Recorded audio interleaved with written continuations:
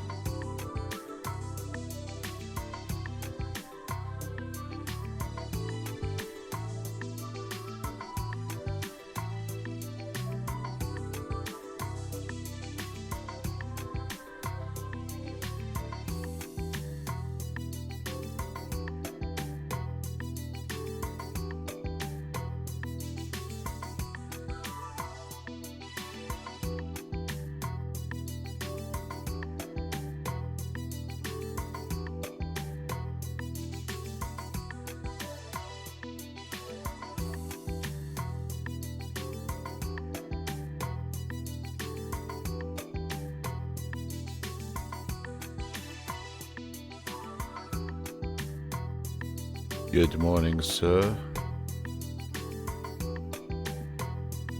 Oh, I need to do a couple of quick things here. Sorry, killing the music here, I know, but I gotta do a couple behind the scenes things. Good morning, Mr. Sonante. Sorry that the junior first officer welcome sounds apparently are not going to be working today, but you know, what the heck. Oh, it did. Okay, so I'm just not hearing them on my end. Okay, strange. That's even more interesting. So at least it came across on the stream. That's good then, I guess. But it's going to make for an interesting... Okay, well, we'll roll with it.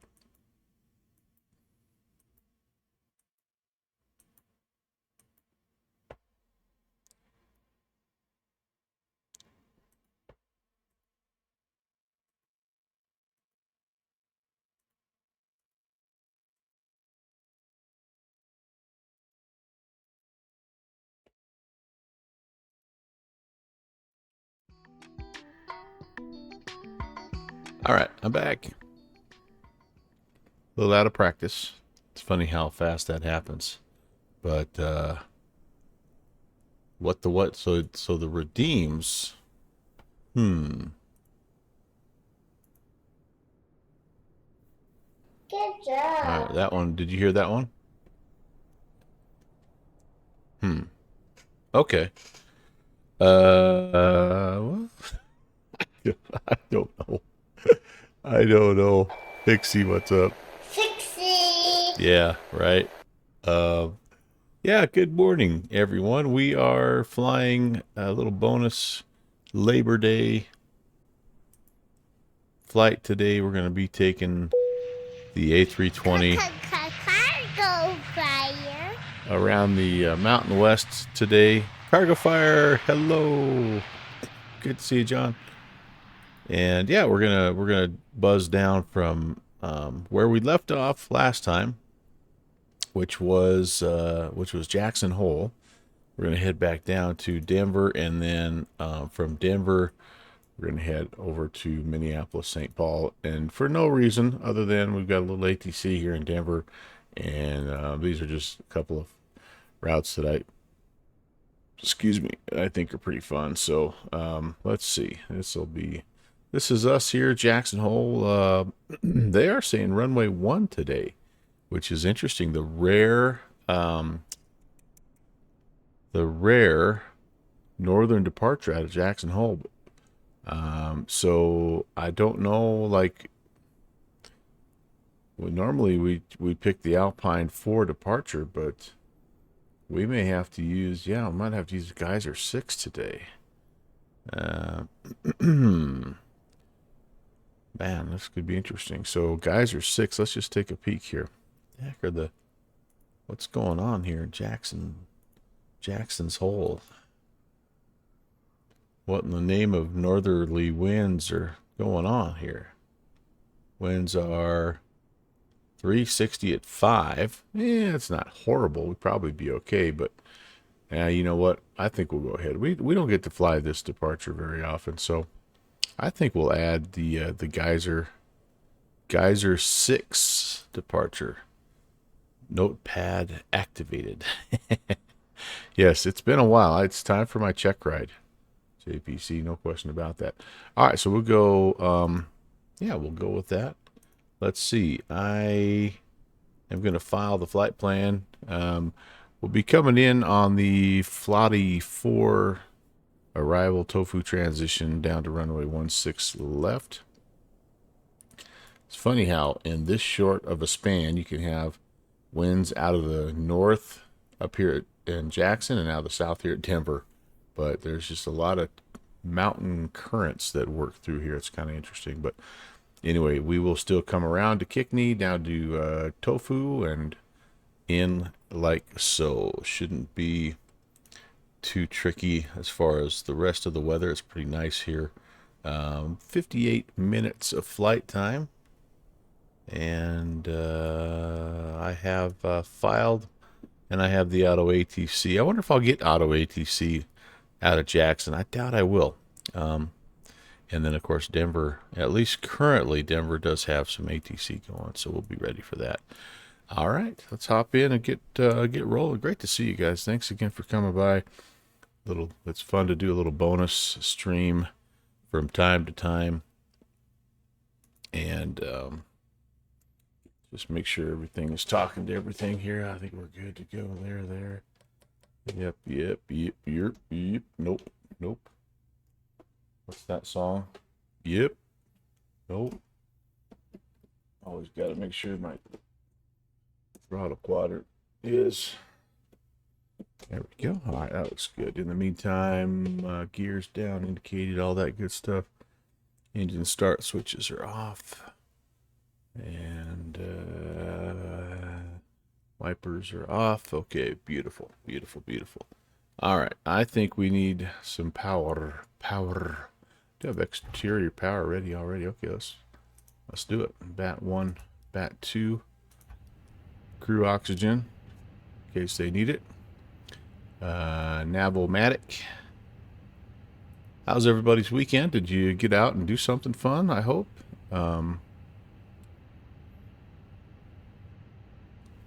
I kind of had to work last night and today, so really I didn't go anywhere. But I did get a little bit of work around the house done, kind of yard worky types of things, and so yeah, it's been a good relaxing long weekend. I don't think I need any adjustments on the cockpit lighting or heat. Nav light is navving. Passenger signs. It's a bit early, I think, for passenger signs, but I always forget them, so we'll put those on. Emergency lights can come on as well, as long as I'm in the neighborhood. Deers are navving. Crew oxygen is on. Let's go to the EFB. Let's get the flight plan loaded. Let's see if it's still connected here. Good Lord. Okay, Jackson to Denver. Nice. I like it. We've got 0 minutes to make our turn. Sweet.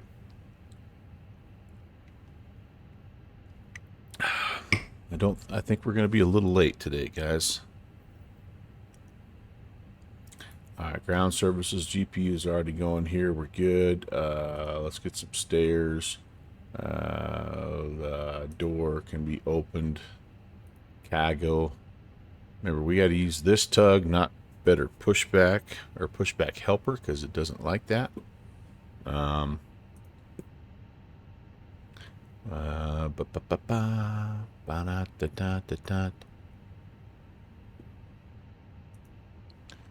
Okay, all those are live. Let's go double check here. Block fuel 12.3. Yep. Passengers 126. Yes. Load. And how about we'll go let's go we'll go real time. It's vacation, man. Why are we in a hurry, right? Am I right? Tell me I'm right. You know I'm right.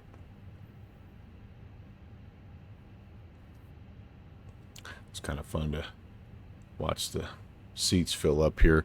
Anybody have the new GSX where the passengers walk in and all that stuff? I kind of like it. It's weird, but I kind of like it. Even though if you don't load the right profile, all your people are like the checkerboard color. There we go. Now we're starting to get some folks. Ooh, boy. Gotta love that seat back there. The old middle seat in the back row. The bumpiest seat in the house, but at least you're squeezed in between two people. Oh, that's horrible. I have been in that seat, by the way. I have absolutely been in that seat. As little as I fly, you would think I wouldn't, but I have. All right, so all that stuff, boarding is started, and we don't need any clearance. We're cleared as filed because it's no ATC, and auto ATC says we are good. So we want that. We are current here until Wednesday, it looks like, right? Wednesday, is that the 4th? Wednesday. All right, we'll have to remember. So next time I fly, next Saturday, I'll have to remember about all that good stuff. All right, INIT, let's go. Can I request it already? I think I can. It's been almost a month since I've flown the Airbus JPC. Please don't hate me. No, I do not yet have the expansion pack, the 319 and the 321. And yes, I do want it. So, ooh, hey, how about this? A fuel saving cost index of 5. Nice. Nice. Very, very nice. All right, cruise level. Holy moly. So they want me to get to 390. Okay. Rock on, soul sister. Let's do it. I have not updated yet because yeah, man. Hey, dispatch. In dispatch we trust, right, Mike? I mean, you know that better than any of us. So they got a reason for putting us up there. So here you go. I was looking for temp. Anyway, I don't think I'm gonna update just yet because of how little I'm flying currently, and so it just doesn't make a lot of sense for me to update because I don't have time to learn all the ins and outs. Chris, hello, good morning, first time chatter, welcome. We've got a temperature up there of -52. All right.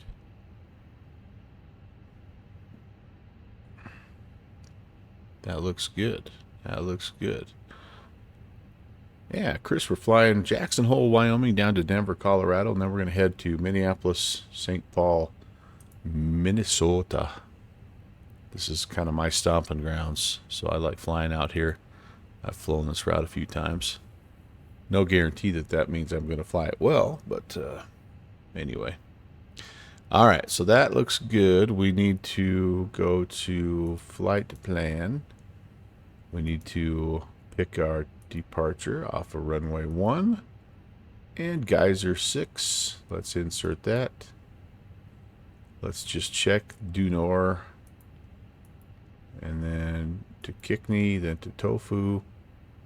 We don't need the disco there. All right. And then into Denver. Into Denver again. We are expecting 16 left. And it will be, we will take the ILS 16 left. It is the Flati 4.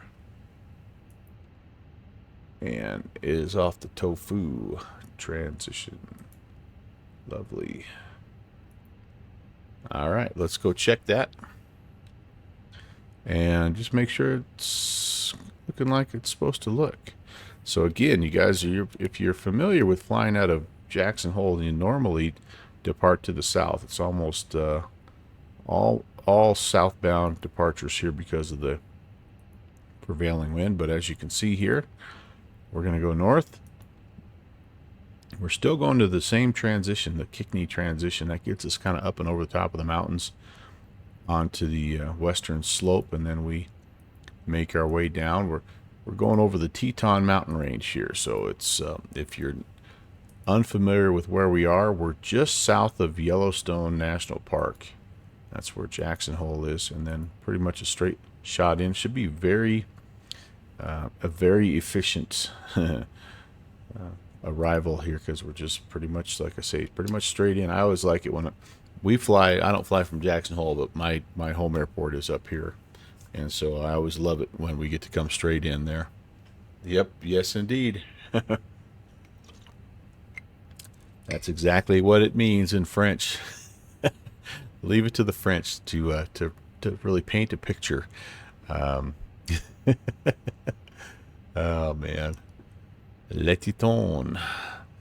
Let's see. And by the way, just an insider tip: if you come to Wyoming and you think that that's a compliment to give to any female, yeah, don't go there. They don't find it as funny as we do, or the original French trappers. In it B. Hey, we got some nav. We got some GPS. That's good. That means we're waking up. I'm glad one of us is. In it B, we need to set the fuel. It's the one state, really, that's the only state. That's not bad. That's not bad. So I could enter this in right now, or I could wait and just send it all to the MCDU. I think I'm going to do that. I don't know how close we are, but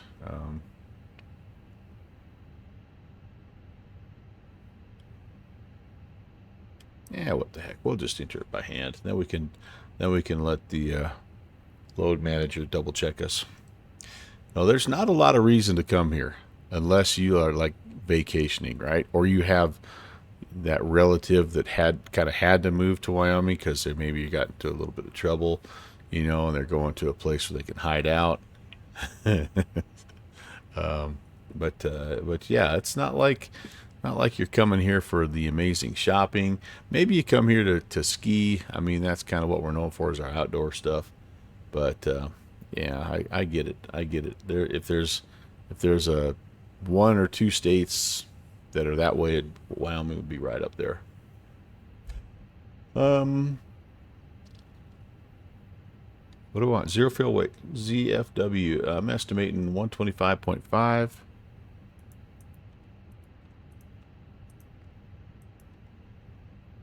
And will that give me a CG? See, here's where I almost have to. Well, maybe not.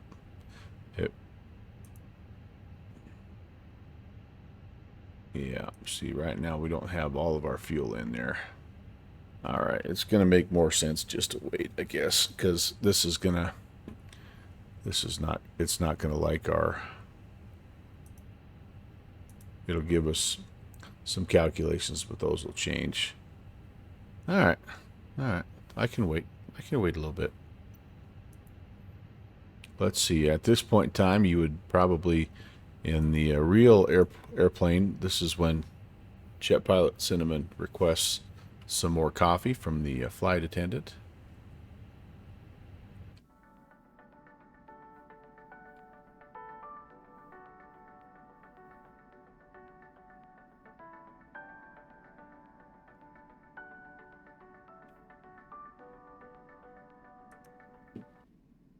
Oh,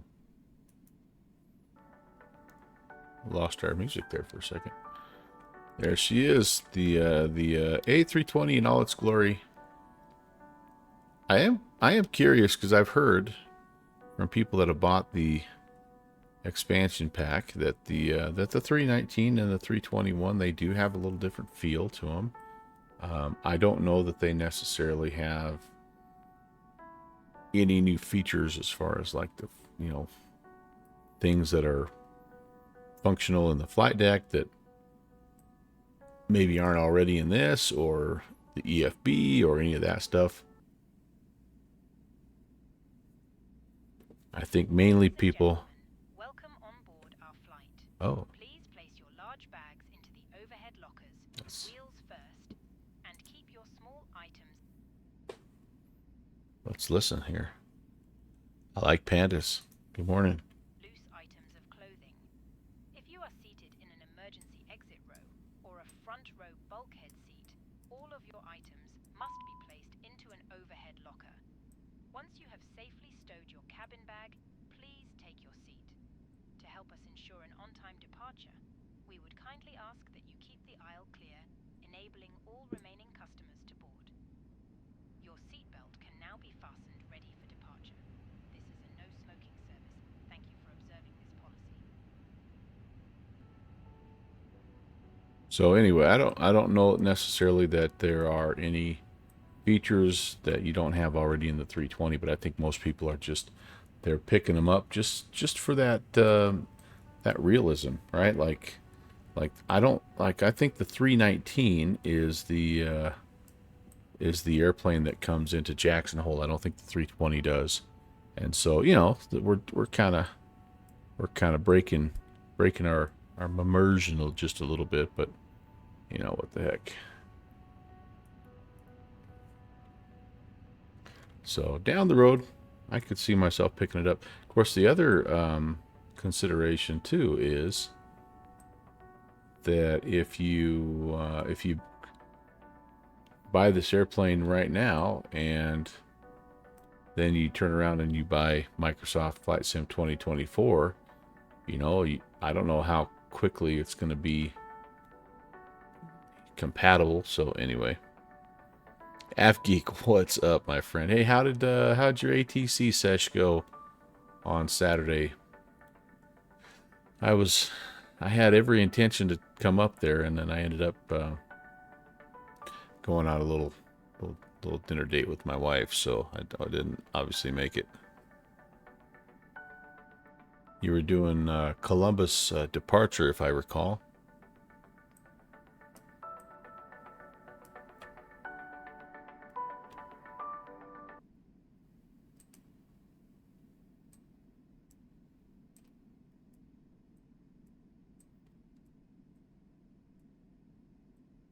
Well, I think we're getting pretty close here, aren't we? Oh yeah, 3 more to board, and then we'll be ready to go. M. Stein. Good morning, Mike. I don't know. I've had a couple already. Just going down smooth. Beautiful. All right. Well, we're good. So we can send this now to the McDo. That'll help us calculate this better because we'll sync the final load sheet, sync the weather, calculate that 28, 28, 31, flaps 2 down 5, send that to the MCDU, and all that stuff will be taken care of for us. So the less clicking and entering that I have to do, really the better. Yeah, so that looks good right there. Sweet. Sweet. Let's make sure our doors are closed.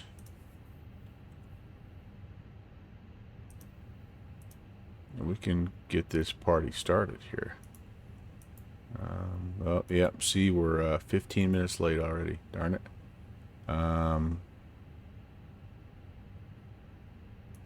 We can even get the tug in here if we wanted to. We'll leave the GPU on for now, and it's going to be time to get the APU going here in just a second. So all that is in good. Lights look good. Let's set the altimeter. This is the Phoenix A320. So this is the old lady of the fleet, the OG, if you will. Jackson Hole altimeter is 3033. High pressure today for sure.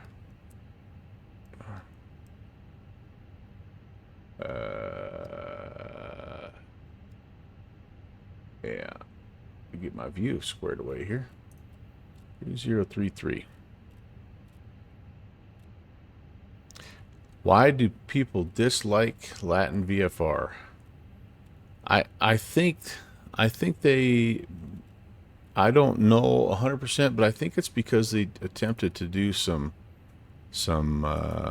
sketchy payware stuff. Like they took a this is going to be the wrong comparison, but like they took the default A320 and did some work on the exterior to make it like an A340, and then sold it for, you know, payware, and it was really just like nothing but the default airplane. I don't know. It was one of those deals. Does anybody know the specifics there? But I think they've attempted to try to remedy their ways. They used to be really well known for their scenery work, and they actually had a pretty good reputation. But I think they kind of screwed it up when they tried to make some of their early payware aircraft. But again, this is just my foggy recollection. 390.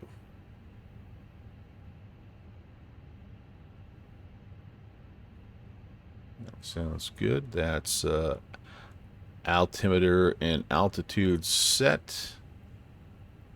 And then we need to get the fuel pumps on, and we'll get the APU going here as well. Boink, boink, boink. Master switch. Let's come down here. Let's make sure no warnings. I am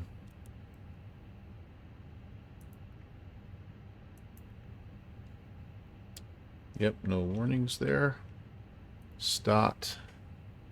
And anyway, have you grabbed one of their airplanes here recently, AvGeek? I think the one thing that people actually liked was that they were fairly affordable, and I mean they did do some custom work on whichever the airplanes were. It's just that the base model, it's kind of like if the fly-by-wire guys had charged for what they were doing, which is fantastic work, but the, you know, the majority of the coding for their A320 was done, you know, it was done by a Sobo.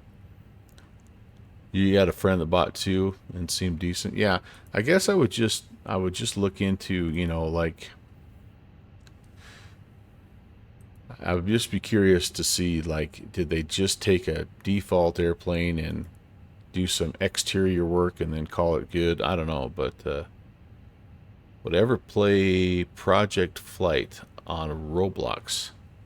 I don't know. I don't know what that is. Project Flight. And I don't know what Roblox is either. So I don't know. Right now, I would say no, just because I don't have time hardly to do just even a regular flight sim. But yeah, never say never. If it involves aviation, there's a good chance that I would be interested in it. All right, APU start, bleeds on. We're making sure everything else is on here. We can turn the exterior power off now, and we can disconnect that. We have our tug up, and we need to be C-tapping. AvGeek tried it, kind of hated it. Oh, is Roblox like I don't know, is that like like DCS, like a whole different? Obviously, it is a different platform, but is it kind of like that, and then, or is it like, you know, Grand Theft Auto type of deal? CTAP is 18075.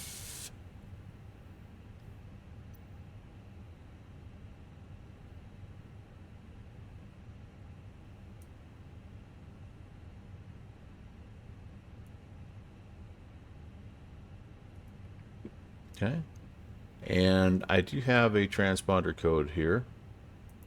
It is going to be 0727. Ooh, 727. I like ye. 0727. Beautiful. We'll turn that to auto, and we'll go TARA. We're just about ready to go. Here, you guys. Flaps are up. Speed brake is disarmed. Indeed, indeed. The transponder is set. TARA. It's time to push. Oh, I got an itch. Jackson Hole traffic, American 816. Pushing back, stand 6 will be on the taxi, runway 1, Jackson Hole. Cheating a little bit. Nobody around. Nobody move. Nobody gets hurt.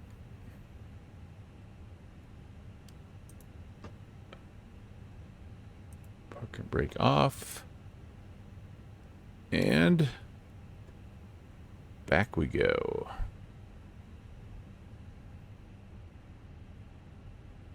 Ignition, engine 1.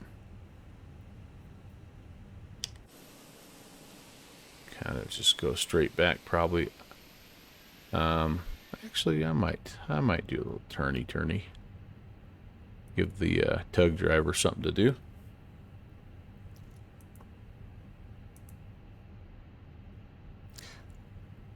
Like Panda bought it, still plays it. Understand you might not like it. It's early access, so it's not done. But it's a lot of it's community-made games. Okay. Well, here's the thing: is AGC is I'm always looking for that for something for my grandson to fly. So I like to test out stuff like that, just because like. You know, it's just, I mean, he enjoys doing this, you know, my flight sim stuff, but like he's 7, right? So he doesn't care about how the engines start, aligning the adheres and all that stuff. So if it is like a little bit simpler deal, that might be something to look into. The only reason you don't like it is in the end it's arcade and all the players think it's peak simulation. Yeah, that's okay too. I mean, flight sim is different things for different people, as our friend Downwind Sim would say. All right, that all looks good, you guys, and I should just pull the charts up here and take a look. Ground charts. There we are. We're just going to be heading down here. I appreciate the follow, Net Zero Flyer. Welcome. Hope you're having a great Monday. It's Labor Day here in the States. So we, for the most part, have the day off. I do have to work later today, but I have the day off, so I'll take it. We are full right, centered. Ooh, that was that's what? That's not working. That's not working very well. Left is working. Right's not. What the heck? That's not good. My my thrustmaster is not. Oh, that's bad. Yeah, it's not holding the. Ooh.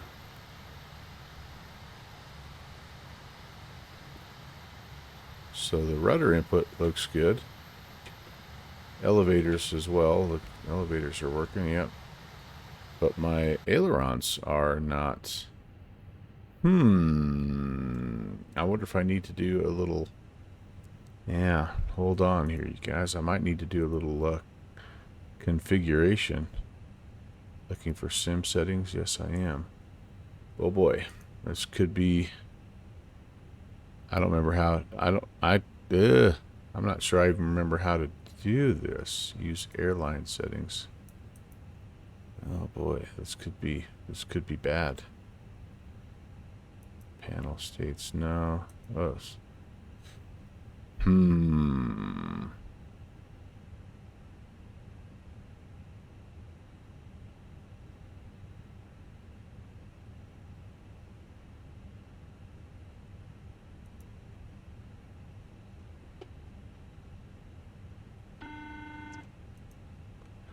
Cabin crew secure.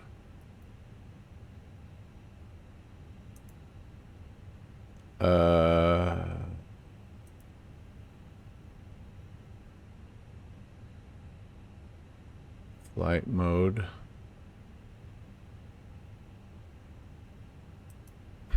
This is not good. Yeah, so the problem here at JPC is this. When I go ailerons right, it doesn't, I'm holding my, I might have to do the unthinkable. I might have to fly the Airbus with the yoke. Oh, the horror. But yeah, my crap.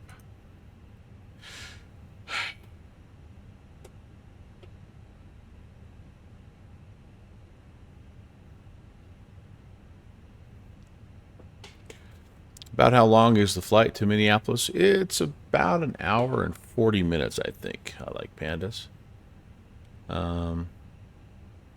Crap, I'm trying to remember. There, it seems like they have a...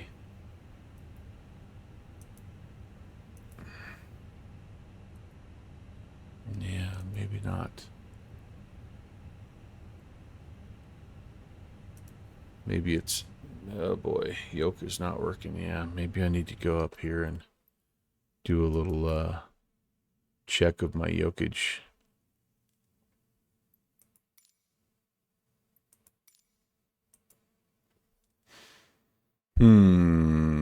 Flight control surfaces. All right, well that's working. So it's working on my it's working in terms of the sim. It's just not working in terms of the add-on. So I wonder if I switched to like the, because well, no, I need another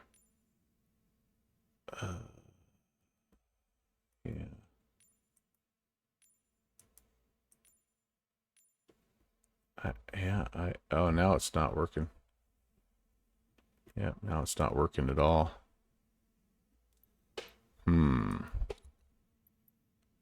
Let's clear.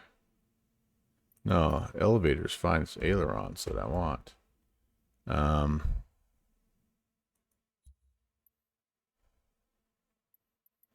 Let's clear it and we'll reset it.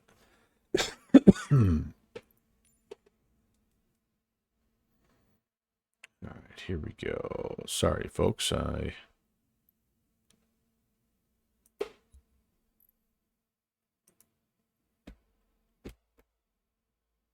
that's validate that.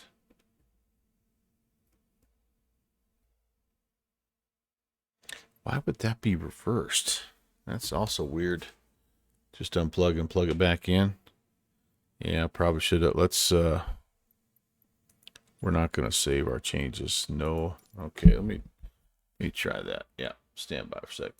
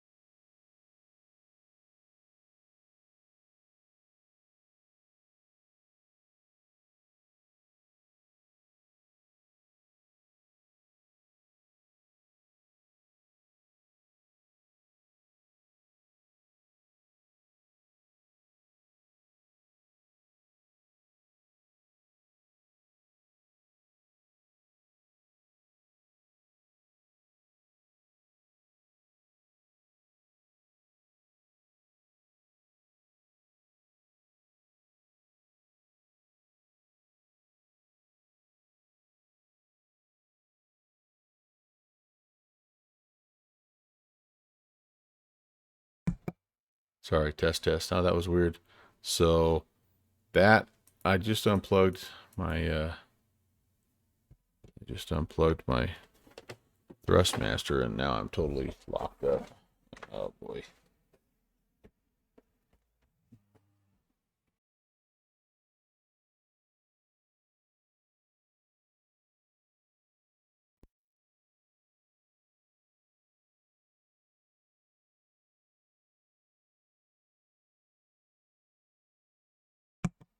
All right. Yeah, and then it's pause, or it's also muting my. Why is it doing that? Am I unplugging the wrong thing? Oh boy. All right. Stand by. We're working. We're working here. I'm working here. So that is that, and this is. I'm trying to. You know how you go. You got to trace all your chords. Okay, something just beeped. No. Oh boy. Yeah, boy.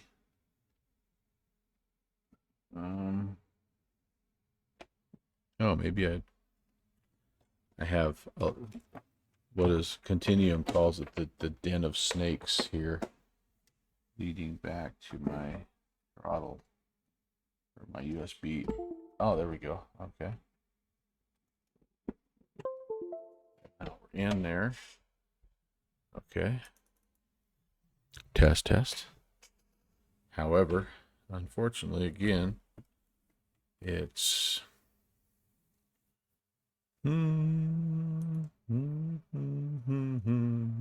never trust you for tech support. Okay. Fortunately, this is an easy, fast airplane to get set up. So we'll go ahead. We'll run through the setup again here. We'll do everything instant, and we should be good to go. Sorry, guys. I wouldn't have made it very far either way. So we'll just fire it back up here. This will be the part that takes the longest, is me restarting my sim. So, well,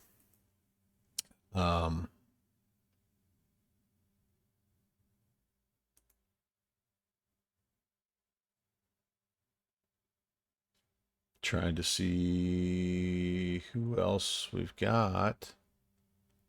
Do I think MSFS 2024 is worth it? Hard telling just yet. I think it's going to be pretty cool though, and I'm definitely interested in grabbing it. But again, where I'm currently at, it's going to be a little bit before I get into it. And maybe that's not horrible, because I can I can let the folks sort of troubleshoot it a little bit. JB fishing with dad, having himself a good day. Got some trains going by. That'd be my grandson's dream right there, watching the trains. The fishing part, he's doing a little bit better with it. He's a little younger than this guy. This little guy, he's a pretty good little fisherman. Oh, there we go. All right, yep. It's gonna tell us continue in normal mode. Who else do I have here that I can show you? So this is JB fishing with dad, and actually I'm not following him. Why? I thought I was. We are now. Who else do we have here? Steve.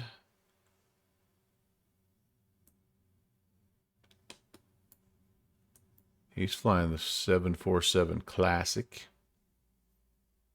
He's also going into Denver. Nice. Hope he's having a little bit better time with his sim. And Arch. Oh, Arch just came on. He's in that 319.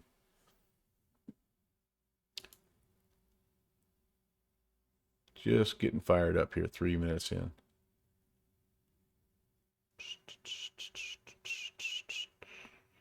And then a bunch of twist suggestions here. Trucking, DCS World. Here's a Grizzle. No idea about Grizzle.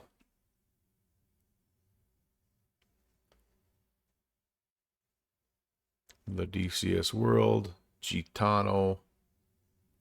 He's down in South America, it looks like. Misty Meow, World of Tanks. This actually, World of Tanks looks kind of fun.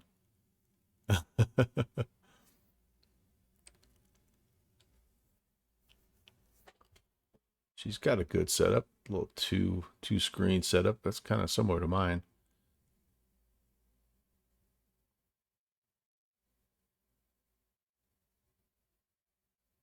I kind of like the war games. Right now I've been doing some old school Command and Conquer.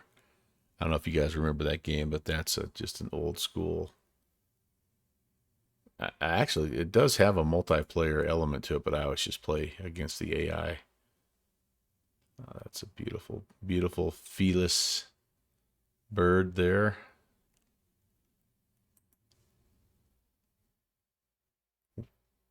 It's a good time if you like arcadey tank flying. You like War Thunder for that because it has planes and some combined arms. Oh, cool. Command and Conquer, yeah, the OG. You still hum the Mechanical Man. I walk around so I teach high school math, and I walk around the halls and I do stuff like gear off reporting as I'm walking by kids. They're just looking at me for king and country. Yeah, I bought the oh, he went offline. They had the whatever the complete collector's edition on Steam the other day, so I picked it up for $20. But yeah, the soundtrack is really, they're pretty good. I kind of forgot about that. the I think it might have been. I think it had everything up to like oh, it had the Red Alert series, it had Generals, it had, yeah, I think that sounds right, did I? Yep. But all right, we're gonna check out this tank deal.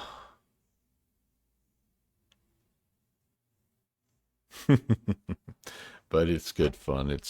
And again, I don't even know if anybody, like, if there's still a multiplayer. Like, I know there used to be servers and everything that you could get on, but I never really got into that. So I just kind of enjoyed the going against the AI, because in its time, that AI was really good. And so Yours Revenge, you like it the best?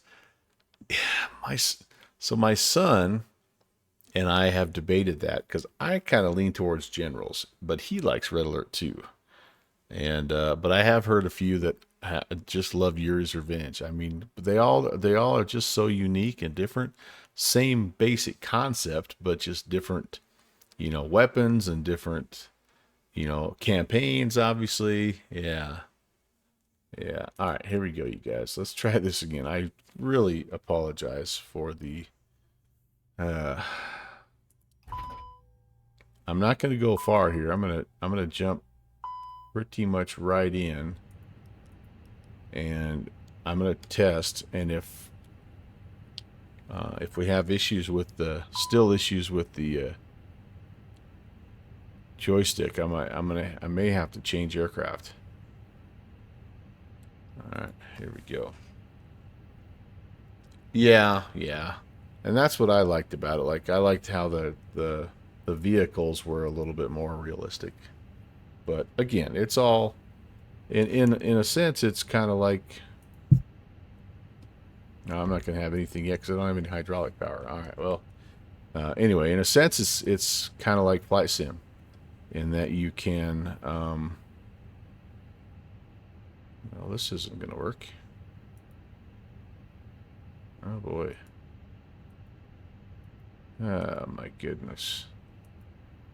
Okay, well, I think this plane's glitching here, guys. That stinks. It really stinks. Yeah, this is totally glitching out, dudes. What a bummer. Yeah, what a bummer. I'm gonna have to go. Avert your eyes, JPC. I'm gonna have to go Boeing today. even though we just did Boeing, we did the 777 yesterday. Ah, bummer. All right, well, I know. It's yeah. I guess I could go A300. I don't think I can get the A300 off the ground at Jackson Hole though in time. So yeah, here we go. 773. And do I have an American? Probably gonna have to be United here, isn't it? Yeah, United. United, yeah. All right, so all right. Jackson's Hole. There. I'm gonna have to slightly adjust my flight plan then. But you just picked up MSFS this weekend. What's going on with the plane? Yeah, I've never seen an iPad on a plane. So, oh, did I suggesting Manchester United? Not quite the same thing. I'm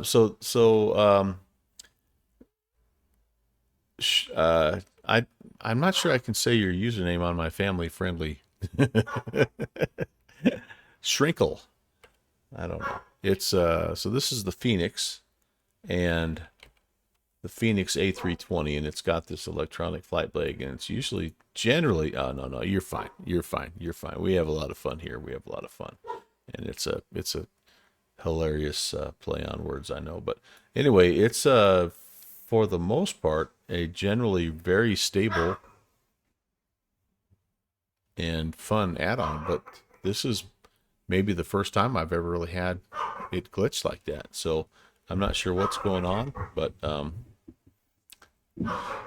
we will adapt, improvise, and overcome, and that's okay. We'll still have fun. I'm not going to let it ruin my day off here, my morning off. Although it may, we're putting our second leg in danger here a little bit by spending an hour and a half on the ground just getting things loaded up. All right, Boeing 737. We are now United. And okay, I have call sign mismatch. Yep, because I'm not there anymore. So we're gonna redo this deal here. Oh, this also means I have to. All right, doggone it. One more time.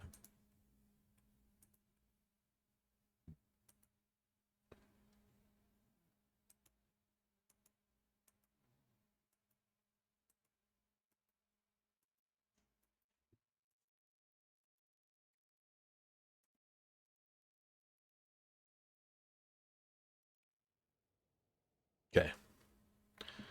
Stuff is hopefully, there we go. I love it. I love it. And again, this is also not a difficult plane to set up, so no big deal.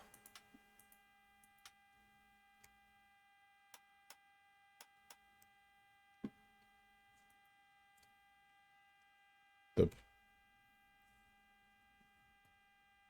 problem with this plane, not problem, I guess, but the challenge of this plane is that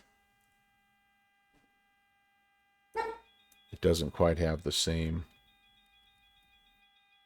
electronic flight bag, although it's getting better. Yes, the ground crew is trying to contact me here, guys. So EFB request data.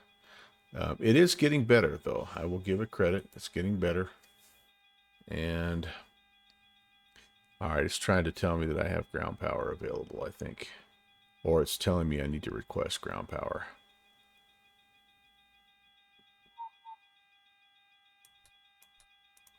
It's probably telling me I need to request ground power.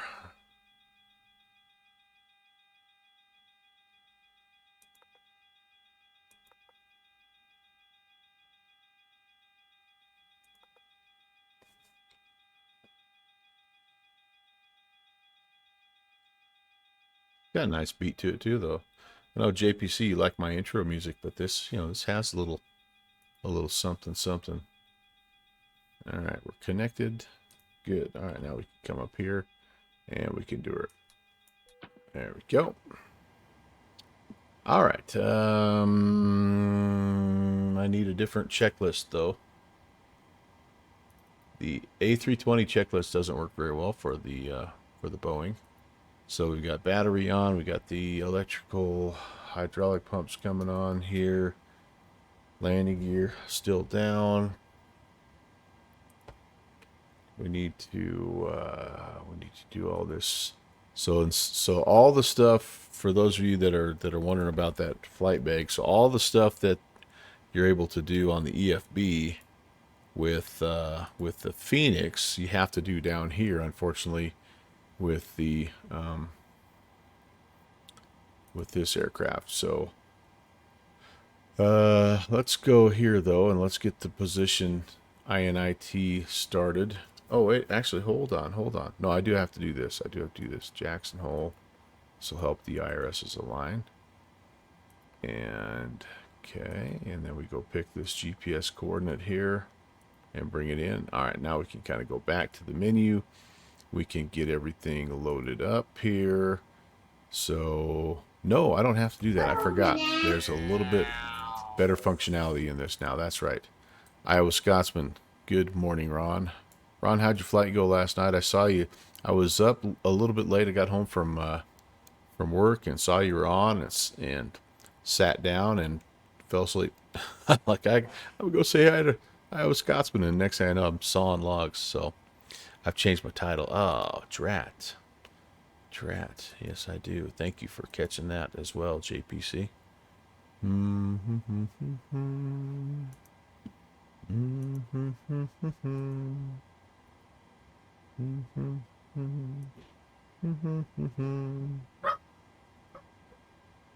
Uh-oh, everybody just be cool. Here comes the boss lady. Just be cool. Be cool.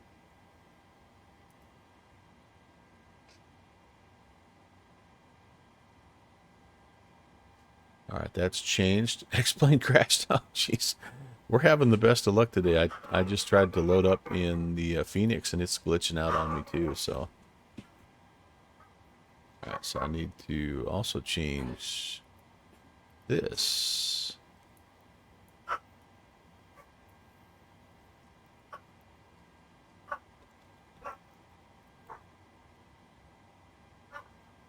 Okay, well, this will still work. Don't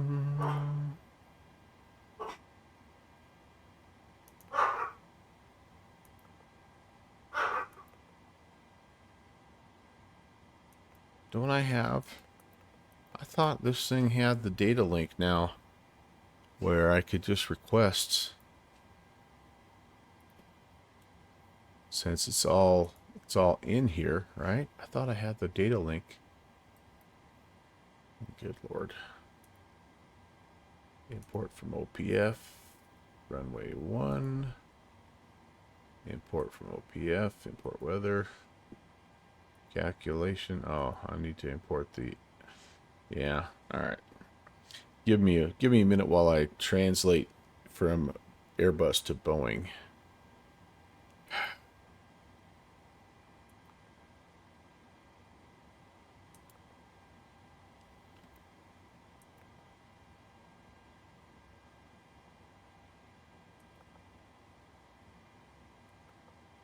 I could have swore that this thing had the ability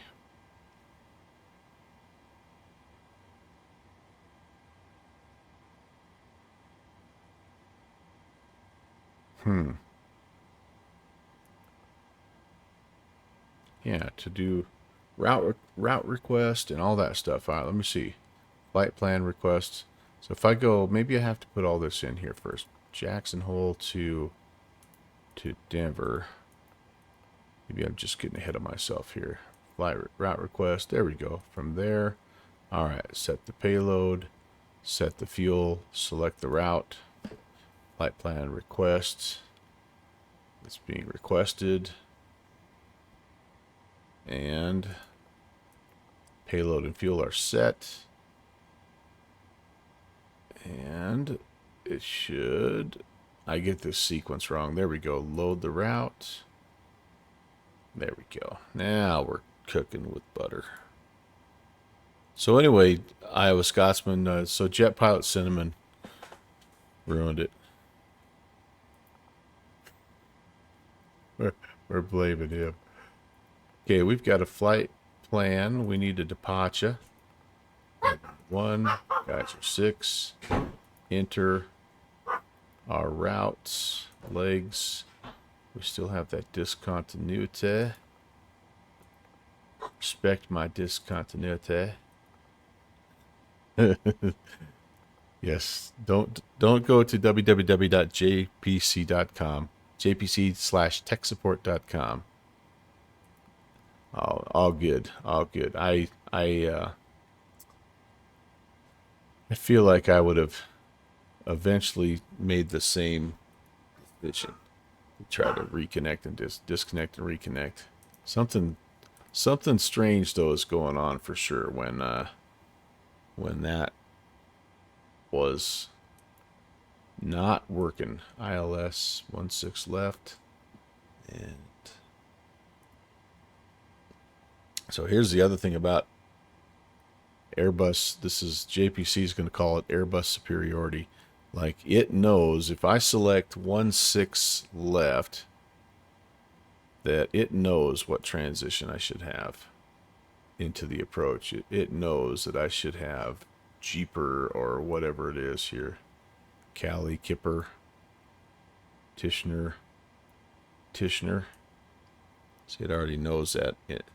For the Bowen guys, you got to come in here and pick it yourself.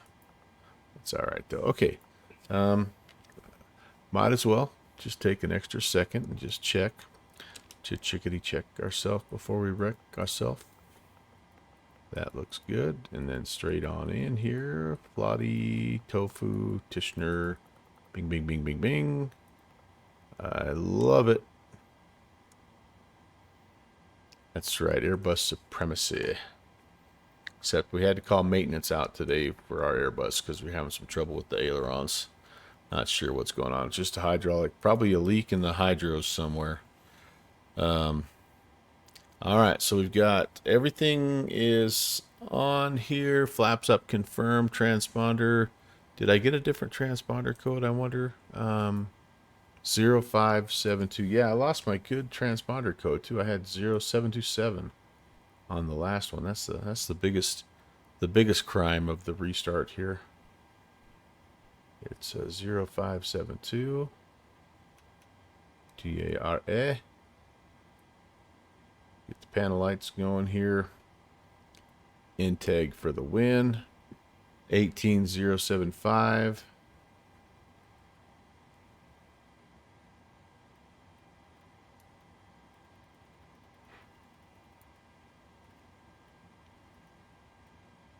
Boom. Shaka laka. Okay, I think we're on. Everything is good there. We are completely doing a shortened version of all of this stuff, use guys. So I hope that's okay. And I hope I don't forget something. Perf request. This is nice that you can just enter it.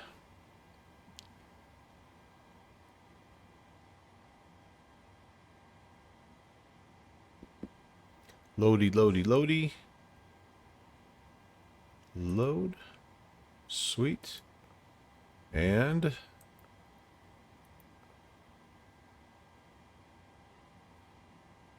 here is where I need to come back over here.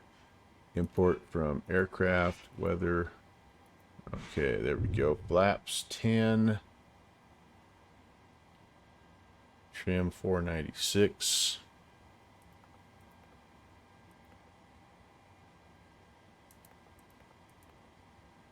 CG 23.4, unable 280 at Hippie. Well, yeah, I better check and see what my new flight level is here. They still are gonna try to rock us up to 390. Holy, oh no. Edit. I need to change my aircraft type.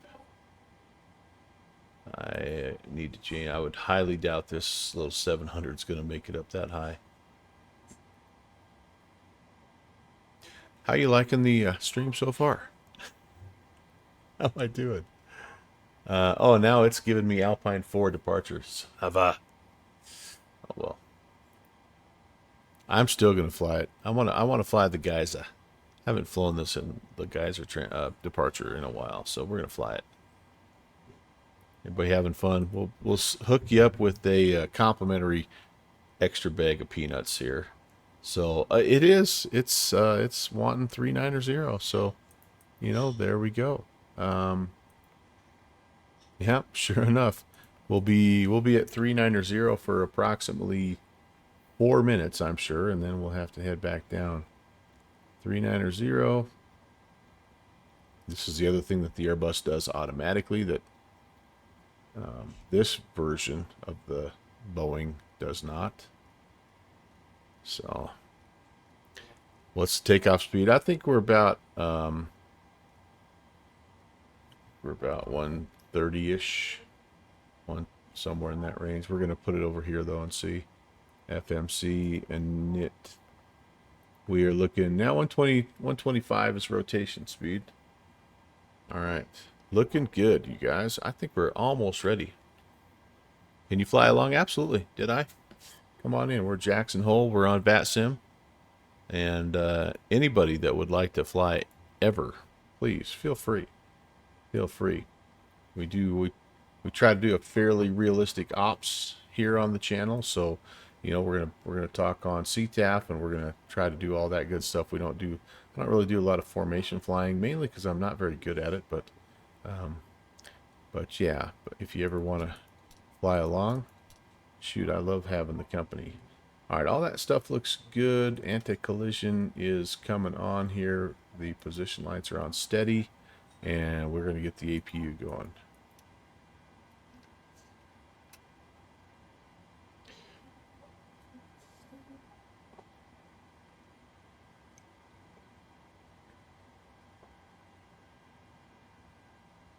She's coming alive.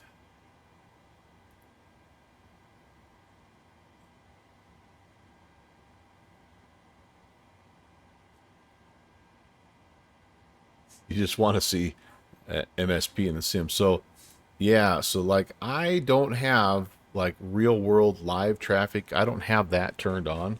I know that there's a way that I believe it's an add-on, though. All I have turned on because of my computer's sort of limited performance is just the live VATSIM traffic. So real world, yeah, it's going crazy, as I'm sure Denver is, but I don't have any of that turned on. I just have simply the just the anybody who's flying on the VATSIM network, basically. That's all my computer can run. All right, so window heats need to come on here. All of this is set. I need some bleed air from the packs. Or sorry, from the APU. I need some bleed air from the APU, so turn the packs on. And that looks good. You don't want... Yeah, like my system would legit just grind to a halt. I mean, people that have been with me on some of these like bigger events can attest. It just, like, my computer just can't handle it. It just becomes a slideshow. All right, altimeter speed. I need to set the speed here. 129. Again, if you're looking at a comparison, this is one of the things that your friendly Airbus, all that stuff, they do it for you. And it's kind of nice. You don't have to worry about any of that. We depart. So let's brief the departure since it's been a minute. So we are taking off to the north here today on the Geyser 6. Yeah, 6. So we'll be out of here. Runway heading 007. And we have to get to a certain altitude at Geier Trying to remember what that looks like. Let me go full screen here. Climb to 12,400. Then we make a little right-hand turn, 037. And we pick up the, this is the 017 outbound radio from the Jackson Hole VOR out here to Nalsea. Then we make a right-hand turn to the Dunor VOR. And then we head out to Kickney. So, the first restriction is 12.4 at Geyer. So we got to just make sure we have all that, or we have that altitude before we get too crazy here. So let me get that out of the way.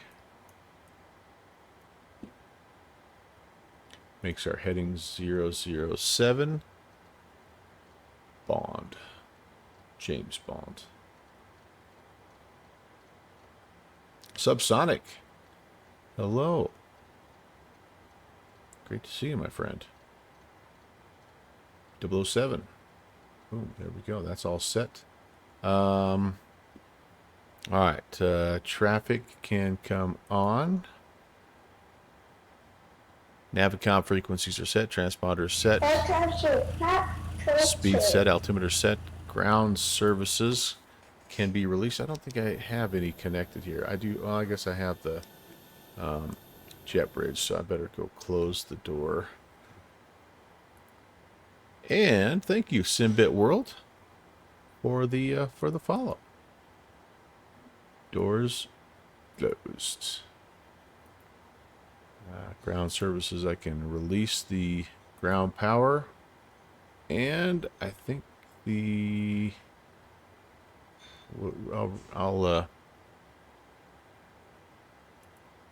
I think I'll use the pushback tug here that comes with Microsoft, or that comes with PMDG. We're going to go a standard L, turn the nose right 90 degrees.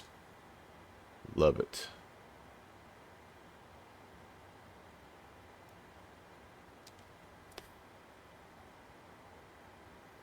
Kill the brakes, they're off. And go. Cockpit to ground.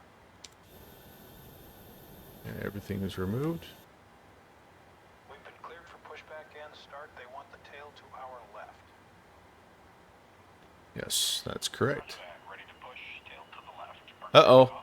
Both the bush league and the crossfires are both set for tomorrow night. Oh, man. Yeah, I won't be able to do either, so. But that is a bummer.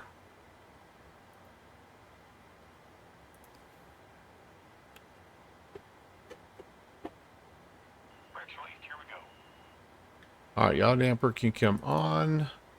The fuel pumps are all on. I don't need any center fuel today, I don't believe. Nope. The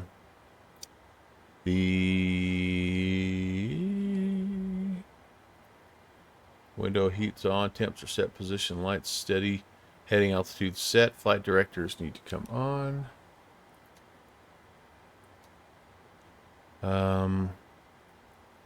Auto brake RTO. Hello. Test, test, test. Jeffrey, hey, happy Labor Day to you as well, my buddy. My dude. Well, oh, hey. Holy moly. That's a tight turn. Ooh, we're really booking. This tug, it ain't messing around, man. That's all right. It's Labor Day is always a weird one because you never think about it, and everybody tries to plan something on Tuesday to stay away from Monday. So yeah, don't even worry about it. Pushback complete. Park and brake set. All right, park and brake set. We need to get our Brake set. freaking engines going here, don't we? Oh heck. Alright, steering pin is disconnected. Watch for the slip release from guidance on your left. Have a good flight. There she goes.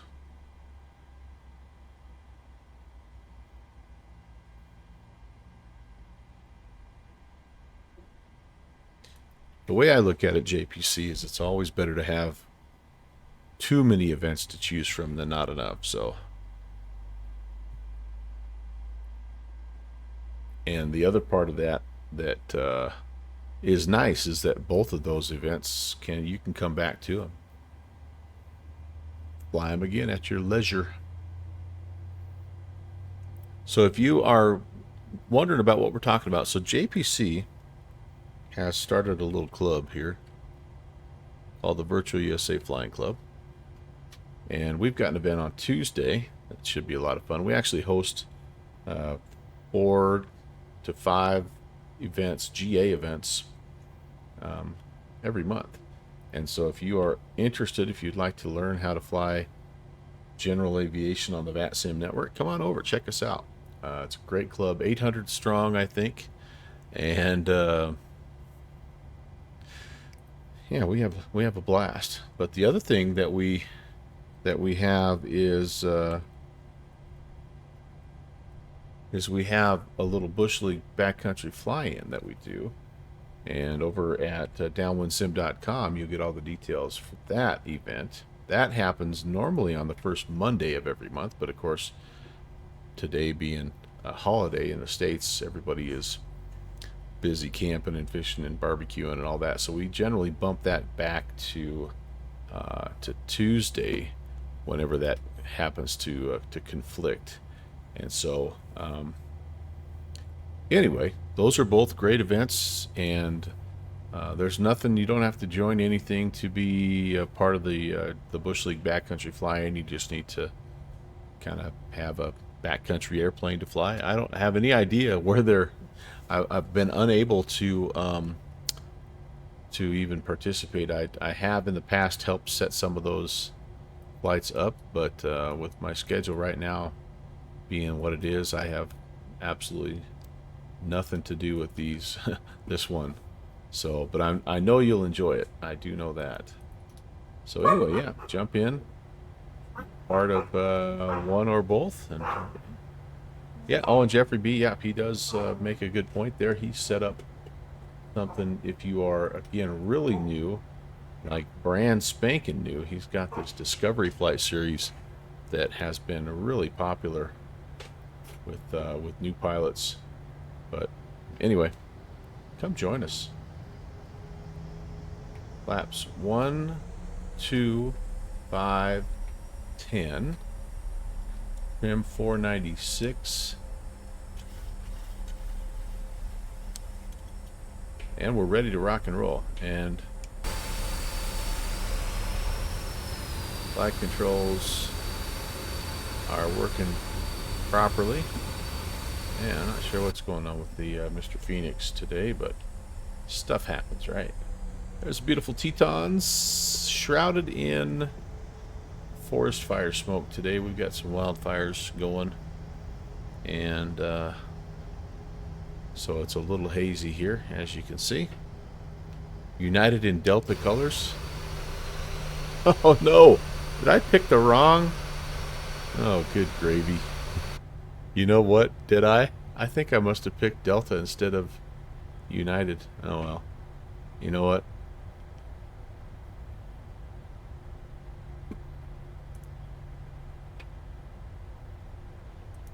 That's just par for the course. Oh, by the way, I was going to show you the new Denver, or the new Jackson Hole.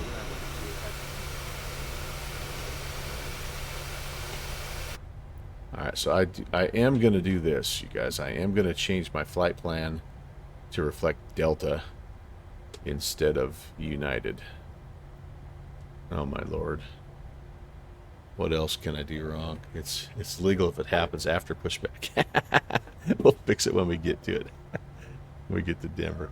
Now this will be easy enough. All right, I'm gonna quickly disconnect, and I'm gonna reconnect as Delta. Holy moly, you guys are the most patient bunch this morning. Thank you so very much. And then I'm gonna go ahead and re-edit this. I'm gonna have to change my stream title as well, but we'll do that in the air. Delta 816. And all right, generate it.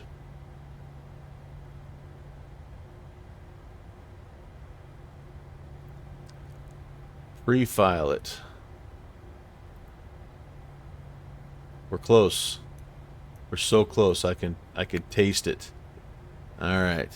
4046. That's the only other thing I got to change here. 4046. Good catch, by the way.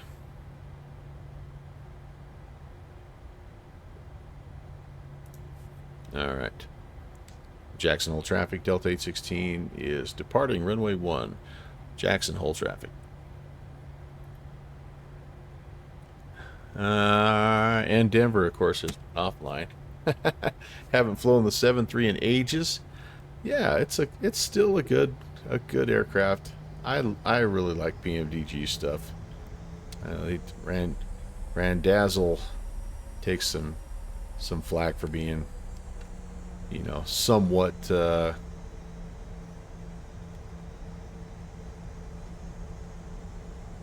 I don't know what adjective you call it, but just his kind of personality and flair for the dramatics and ability to turn what could be said in 2 sentences into a 3-page thesis. But I do like his aircraft.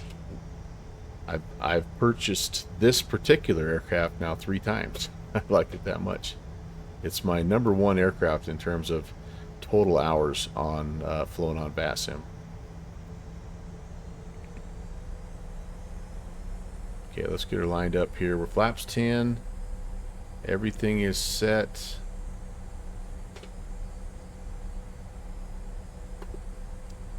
Let's get landing lights on here. We are going to go to continuous. Everything is good there. Yeah, we're ready.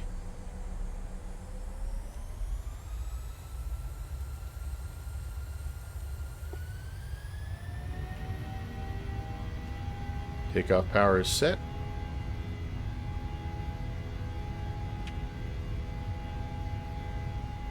Airspeed is alive.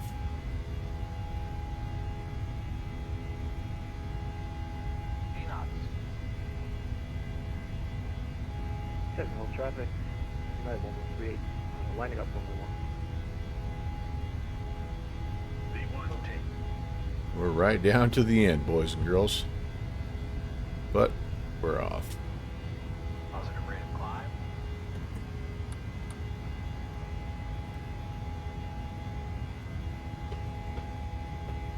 You're coming up. Flaps 5. We got to be over 12,400 before we make that first turn.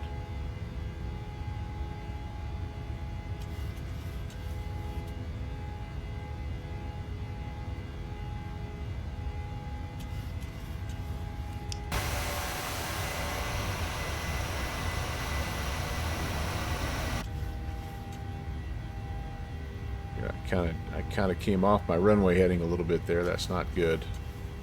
Let's get back on.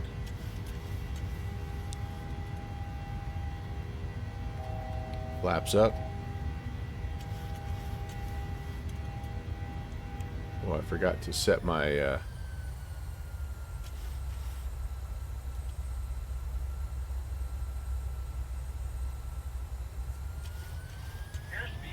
Traffic, United 138, I'm not sure why the throttle's powered back there. I'm not on VNav or LNav yet, so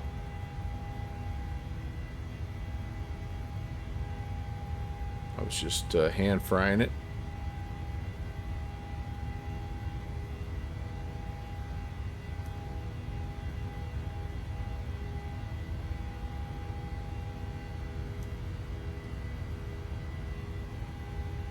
Okay, I get the airspeed back up here. And I didn't make it over 12,200 either. That wasn't good.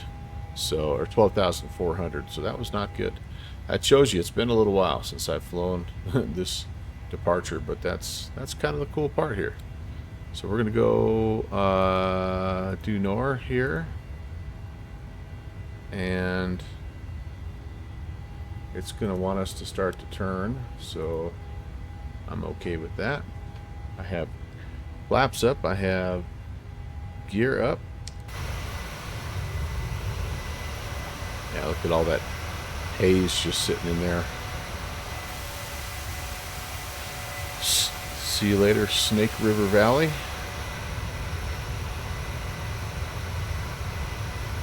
Away we go.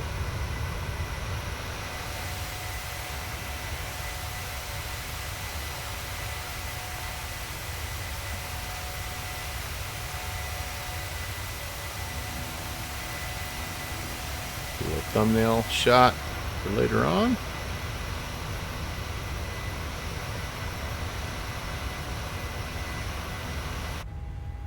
We're out of here.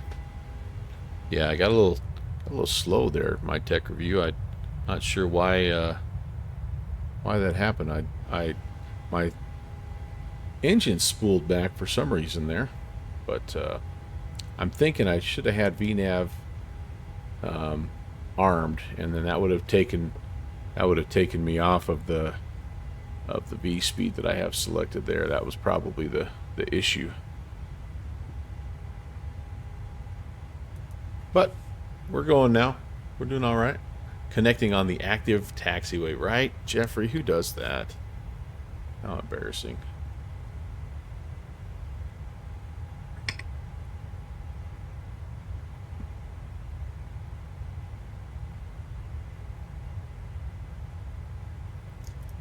All right, let's take a look here. On the climb, flight directors are on.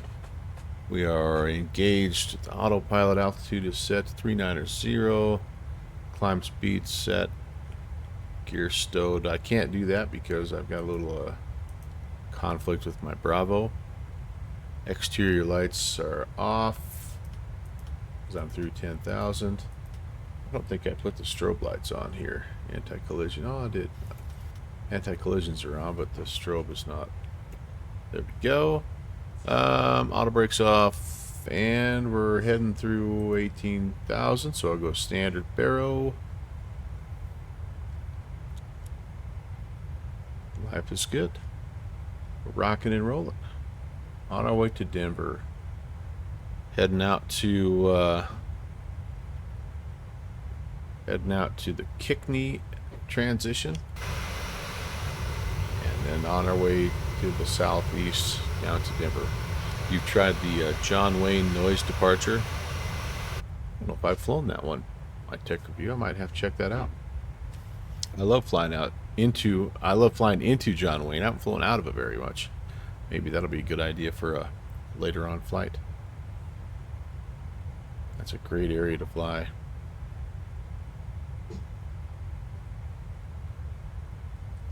Pretty snowy down here right now, honestly. And I do think that there's a fair amount of snow still in the tops of the mountains down here. They just last week, I think, got some snow. Not here per se, but I think a little further back to the east. They got some snow in the high country.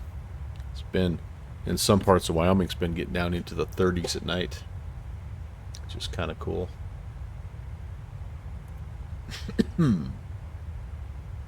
Well, we've lost Denver Center. We still have ground and tower. So when we get down there, we'll have a little bit of ATC. Oh, excuse me. Nothing yet in the Minneapolis-St. Paul area. And I'm not sure I'm expecting much of anything here today in the States.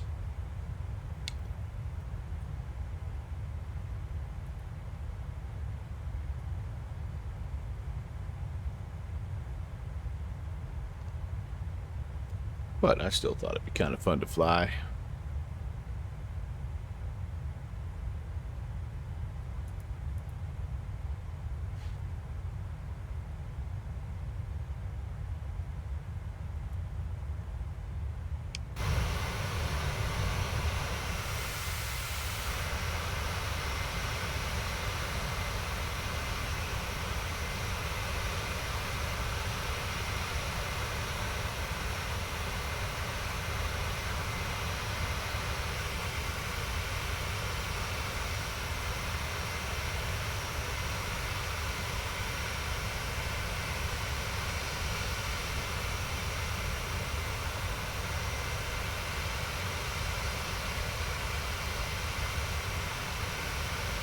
Sorry, I'm having a little coughing episode here, so I have a mute. Getting ready to make that turn here at Kickney and head, like I say, down more to the southeast, flying right over the top. Again, Bridger Teton National Forest here.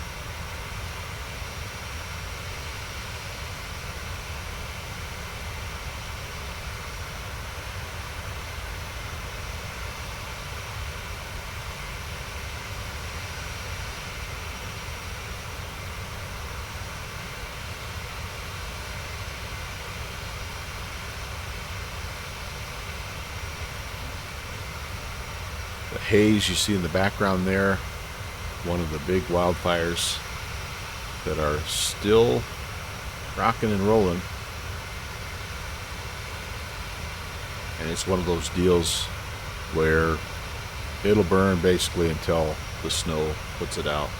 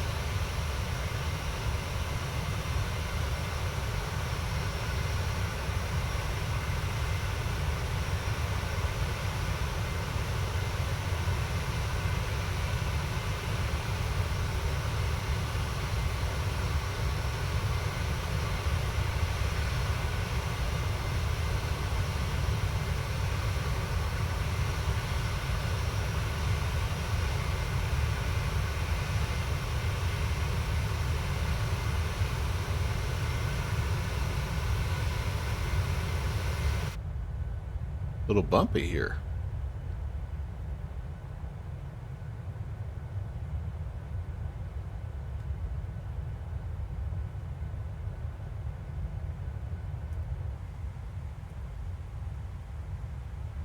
All right, we're doing good though. 290, well, almost 300, up to 390 for our cruise altitude.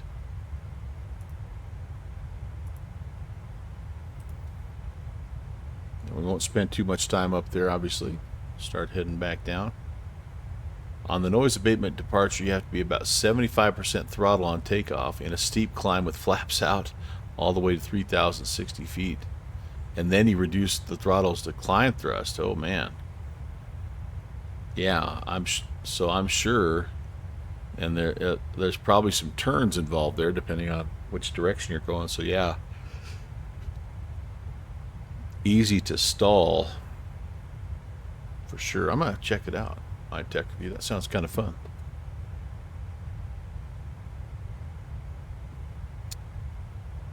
Get up to cruise, and I can't Volanta stock anyone because that was what I was waiting on. That's why I was a little late getting started. Is tried to start Volanta up, and it got kind of caught in an update loop, so I had to turn it off, and then obviously we had the issue with the Phoenix. So anyway, an hour and a half later, we're flying.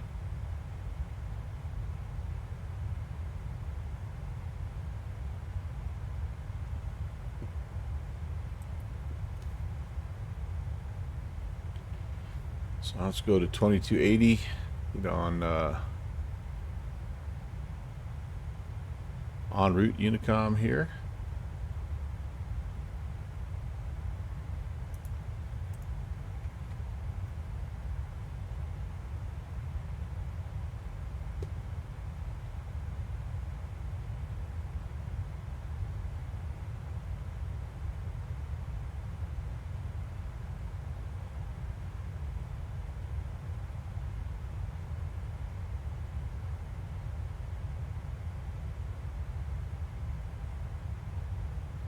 And it looks like maybe we've got a couple guys flying along here.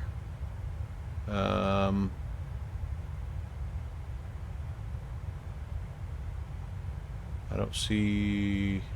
It's like oh, this other aircraft is going from. This guy's going from Seattle, but I heard this radio call here on the ground. Welcome. Thanks for flying along. We'll give the Denver guys. Oh, Deadeye, cool, awesome. We'll give those Denver guys a little ATC love. Let's see, and he's in his Airbus is working. What are you flying today, there, my friend? Oh, you're in the Fokker. Awesome. Heck yeah. That's some old school stuff right there. I like it. I like it. So yeah, we've got there we go. Well, hold on, Denver. Yeah, there I am. And pretty nice day. Ground tower.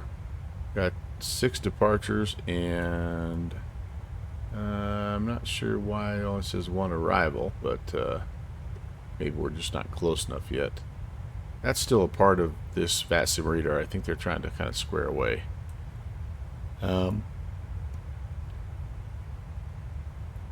Kansas City approach. Looks like the Dallas Fort Worth area has, Oklahoma City has an ATIS, and DFW also has an ATIS. Arrival departure ATIS. Not anything really going on again here, Minneapolis St. Paul wise. Looks like LA Center is on. Seattle has some arrival departure.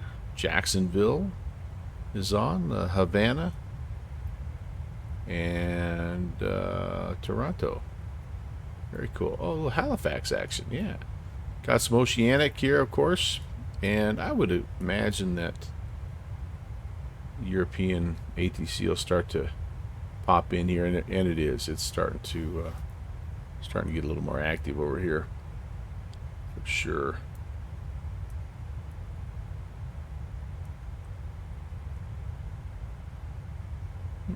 And we certainly could, we could certainly pop over here and fly as well if we wanted to.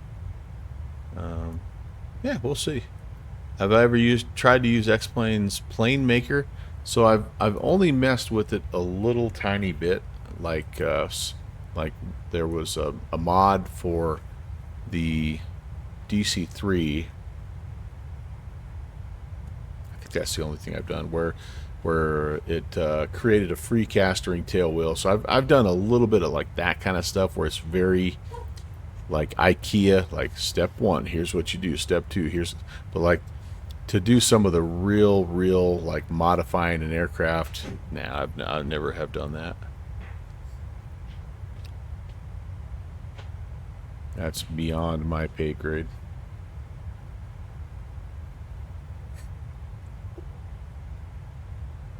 Wow. I might need to get up and stretch here. It's been almost an hour 45. I probably should. Let me get to cruise here, and then I might take a quick stretch before I have to brief the arrival. Yeah, Jeffrey B. is one of those guys, mad scientist type. He's created, oh heck, 4 or 5 different aircraft now, I think, and he's working on a few more. So if you had any questions, I would direct them to Gemma Jeffrey. That guy knows what he's doing. If I know him, he's in fiddling around with one of them right now, probably, because he tends to distract me at work with his plane maker shenanigans.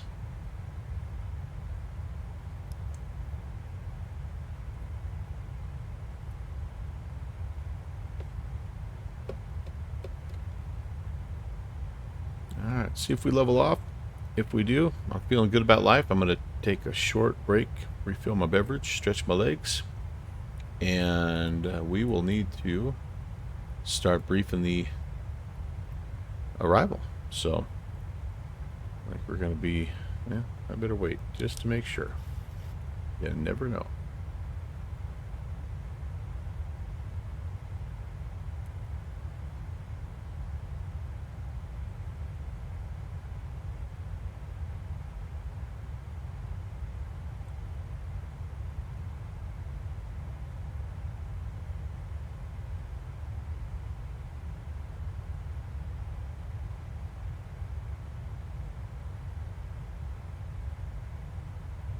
All right, that looks good, guys. I will give you a little outside view and talk to you in just a sec.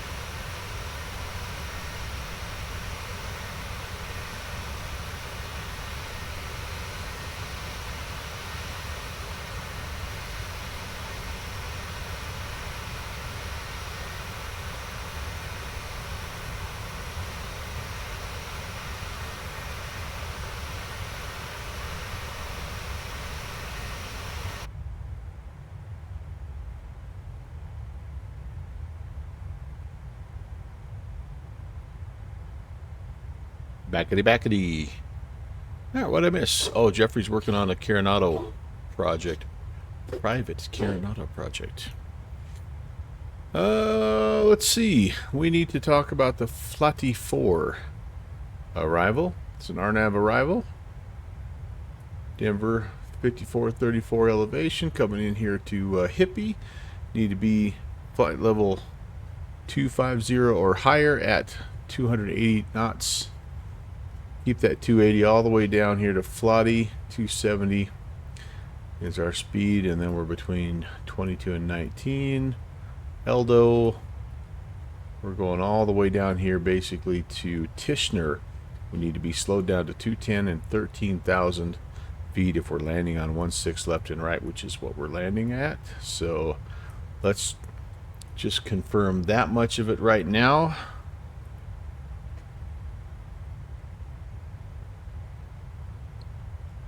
And the reason why it's not able to do 280, by the way, at Hippie is because our current speed, because we're like barely doing 240 here. Our cost index is fairly low as well, but we're clear up here at 390, so we're not probably going to do 280. But that's okay. We don't have to be. We just can't be faster than that. They would like us to be pretty close to that, but all right. And then let me. Oops, sorry, Folsom.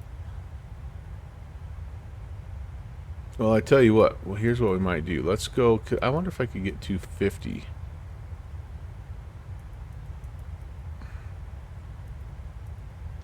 I don't really want to slow down to 230. I wonder if I could get 250. That, man, still not really happy with that. That Hippie, but that's okay. Slowing us down. Yeah, unable 250. Yeah, so it's just going to have to be unhappy with us because we're probably going to get the same message here at Folsom and Boco. But the flight levels look good there. So we'll take it, and we'll just do the best we can with our speed. If we're asked about that, we'll have to let them know that we're unable. Pilot Feedy, hey! Speaking of another mad scientist of X-Plane, our man Pilot Feedy, great to see you. He is another integral part of Gemma Studios, and he's a very good friend of the stream. Has done some custom work for us as well with our Clark County Airport. Very special project there. Appreciate that.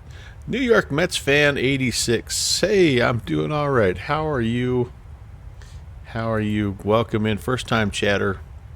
Happy Monday. I hope you're off. I don't know if the Mets are at home today or not, but I hope you're getting ready to head out there to watch a game. I'm a Rockies fan, so it's been another painful year. Eldo, be safe. All that looks good. Be done. And Tishner, 13,210. Let's go Mets. That's right, JPC. I figured maybe you knew this guy. JPC is a diehard Mets fan for sure. All right, if we get 16 left, let's take a look at that. The arrival looks good. How about the approach?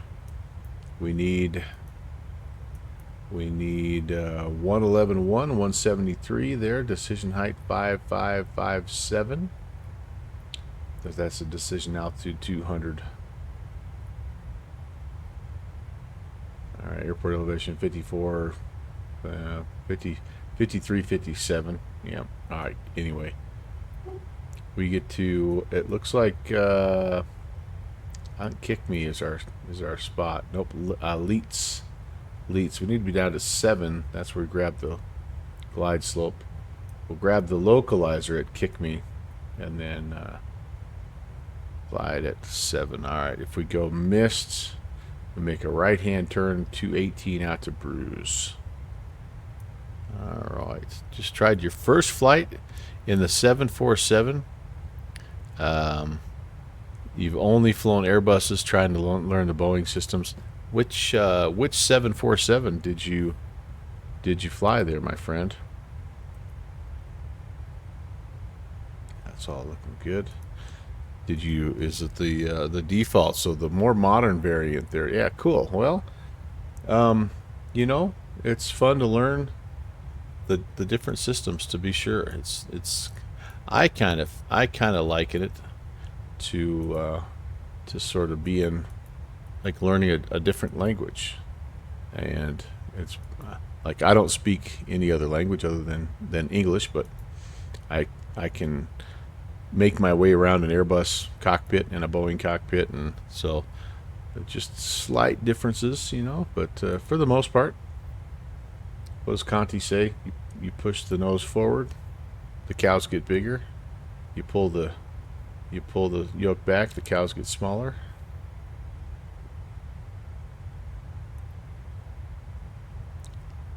But the 7-4, the Queen, boy, it is a great aircraft all the way around. I have no idea what the fidelity of the default one is, but I think from what I've heard with what the working title guys have done with the avionics, it's pretty solid.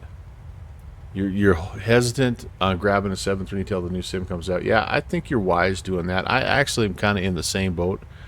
Like, I think the TFDI MD-11 looks really, really good, but I'm the same way. I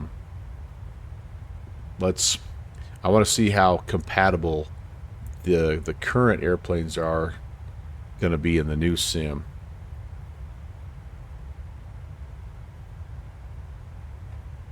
And I absolutely think you will, New York Mets fan. Here's why I say that. Because, well, and I take that back. If it's a different platform, you may not have to. But I've bought this plane now 3 times. I bought it originally for FSX, and then I bought it again when I moved to P3D, and then I bought it again when I came over to MSFS. So I think if it's just another iteration of Microsoft Flight Sim, I don't think you'll have to rebuy it. I'm hoping not. There may be a small price though for dev work. I mean, who knows? But yeah, I need to get some of those answers before I do any more really purchasing of anything in this sim. Like, there's some cool airports out there, but again, will they be compatible? You know, I'm not sure. I think that they are advertising that they will be, and I think they're hopeful that they will be, but like, you just never know. So I'm gonna let you guys kind of test that out for me, and then I will jump right in 2024. Laws of physics haven't changed in 4 years. I'm expecting mostly frame optimization. I hope so. I know. You know, looking at what they've sent out in their releases, there's some pretty encouraging things. Like the ground texturing is going to be even better than it's been, as far as not just looking like dirt, but having actual, you know, like subtle differences where the rocks are and things. I mean, that's pretty cool. You know, just the environment all the way around, I think is going to be, from what I've seen and read. And I got to spend some time talking with one of the devs down at Microsoft, or at the Flight Sim Expo 2 years ago, and the things that he was talking about, it got me pretty excited. You know, not only what the sim is going to be capable of in terms of the look and the feel of the sim, but also just the optimization, like you say. But again, all that stuff, like, it doesn't, current add-ons don't necessarily just seamlessly transition into that new environment. So that's, you know, that's what I'm worried about. Kind of got bit a little bit by that with X-Plane. You know, X-Plane 12 was the big claim to fame, is that any aircraft that was developed for X-Plane 11 was going to work automatically in X-Plane 12, and like, that really wasn't what happened. It took a lot of work for some of those devs to bring their planes over, you know, So, like I said, like it's partly just a little bit of, just kind of hesitancy. But I've certainly been impressed with what Asobo has done in 4 years with this sim, and I absolutely 100% plan on purchasing Microsoft 24 when it's available. Yeah, Mets fan, I'm the same way. I've got a lot. Like I can stay plenty busy, and I'm very happy with what I have in MSFS 2020 as well. The devs are working on the planes, but for what you've heard, MSFS hasn't given the devs the kit yet. Yeah. Or the frameworks to work on, yeah. Because I think they're still probably trying to put the finishing touches on. I mean, heck, it's September, right? It's supposed to come out in just a couple of months. But yeah, I mean, it's going to be fun. It's going to be cool. I'm excited. I like what the I don't know if I'm a big like career mode guy per se, but I think that's an awesome sort of option. And I know there's going to be some people that really enjoy that, and whatever brings more people to flight sim, I think it's good. I think that's a good thing. All right, we've got top of descent coming up here shortly. Right? Shortly.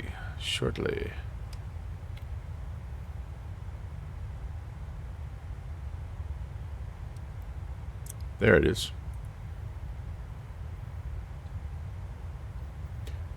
Well, and I tell you what, Mets fan, if you're going to learn one Boeing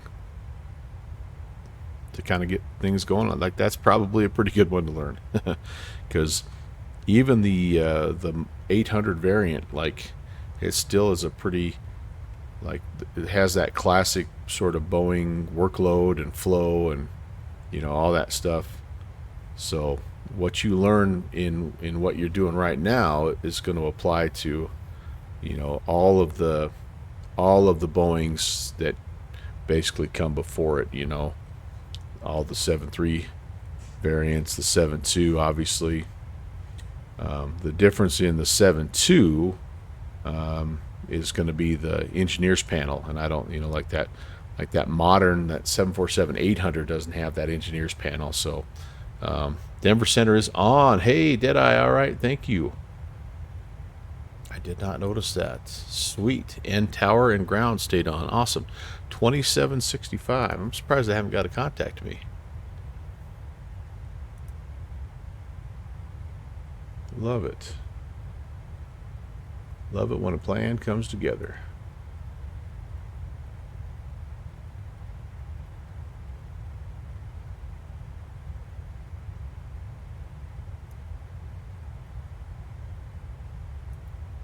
Altimeter 3028.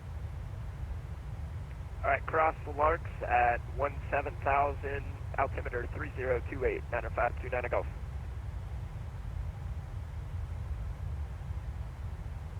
Denver Center, good morning. Delta 816 390. We're inbound from Jackson Hole, just about to start the Flotty 4 arrival.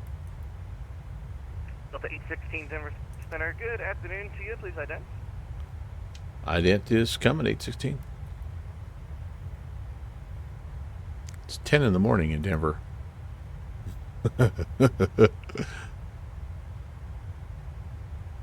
Tower is next on 2430.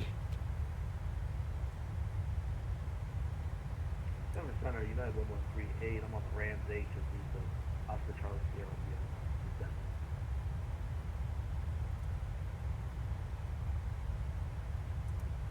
Okay, that'll be ready to go. We have an arrival ATIS even. Delta 816, radar contact 32 miles southeast of the Cherokee VOR, flight level 390. Welcome. You can descend by the Flatty for arrival, Denver landing south. Position checks, and we'll descend via the Flatty 4 arriving south, Delta 816. United 1138, Denver Center, good evening. Okay, what was I? Oh, I was gonna scratch pad And you this. can descend, actually you can cross Rams that maintains flight level 190. Information Delta. Winds are 230 at 4. 10 statute miles visibility. Altimeter 3028. You can descend at pilot's discretion, maintain flight level 190. We'll take the ILS runway 16 left is what we have programmed in. And I need to know where Deltas park at Denver. I think they park at the Alpha terminal. Walker 3972, check your altimeter for me. I show you at flight level 258. Yeah, we overshot. Let's see what we No have. worries.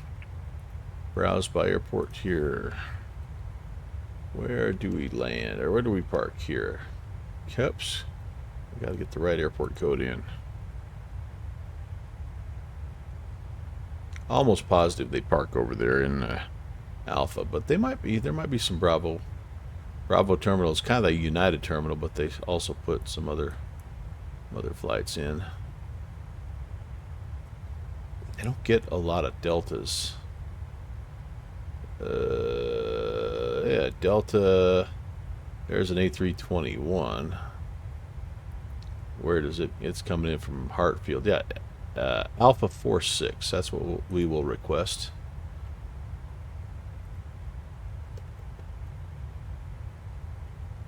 Okay.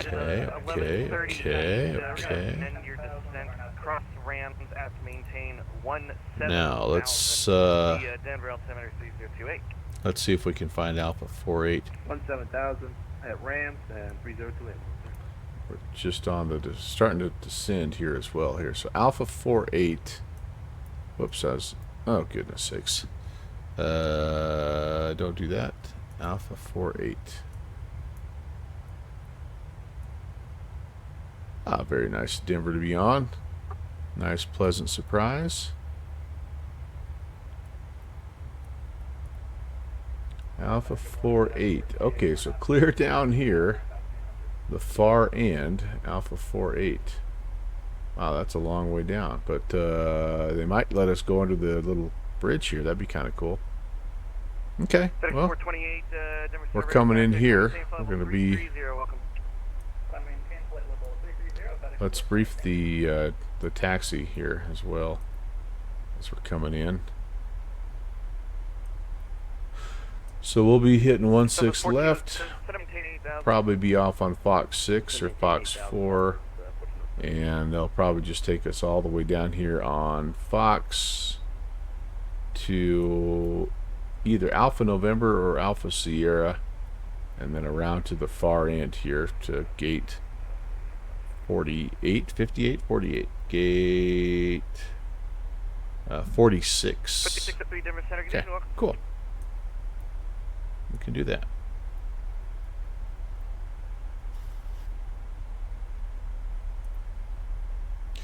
Down the hill we go.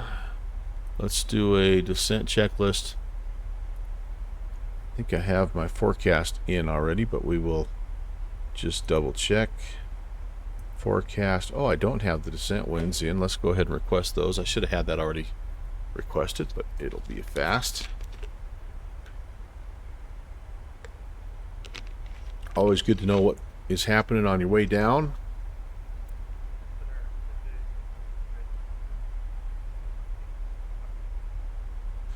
Maybe. Delta 1208. There we go. Load them up.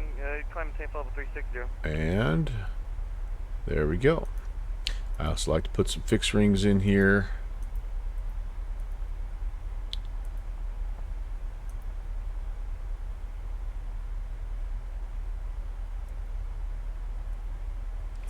Start to configure here at 10.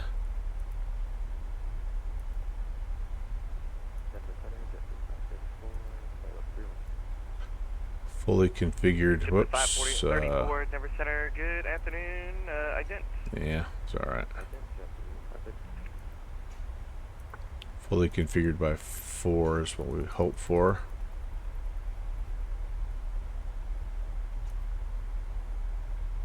Okay. Just kind of little reminders mainly, more than anything. Awesome. Situational awareness. Radar contact, 18 miles southwest Cheyenne, VOR, level 310. Welcome aboard.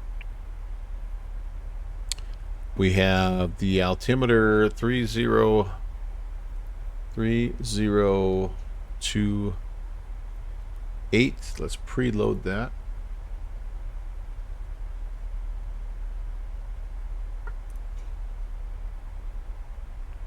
Denver Center, good morning, American 1552. And we got a barrel of 200. That's loaded. Arrival data briefing completed. Anti-ice not needed.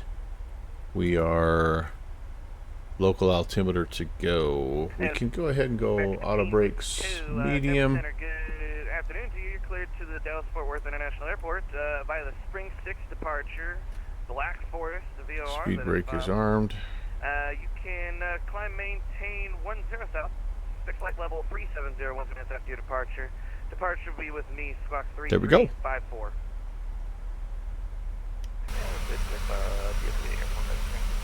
Black Forest, VOR, 10,000, expect 370, departure, squawk 3354, American 15. 1552, read back correct, number 3039, and you can expect the runway 17 left for your departure, advisory attack. Southwest 1407, turn left heading 260. Left turn 260, Southwest 1407.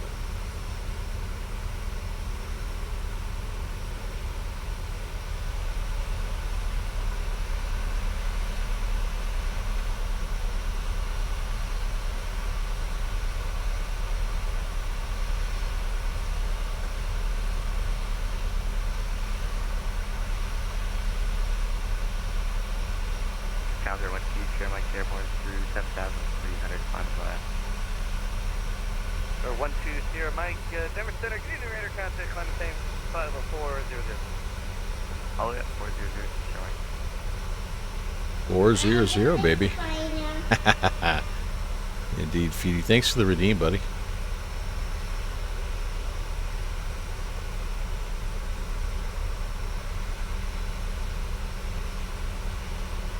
Southwest 1407 airport, currently at your about 10 miles. Do you have a sight? Airport in sight, Southwest.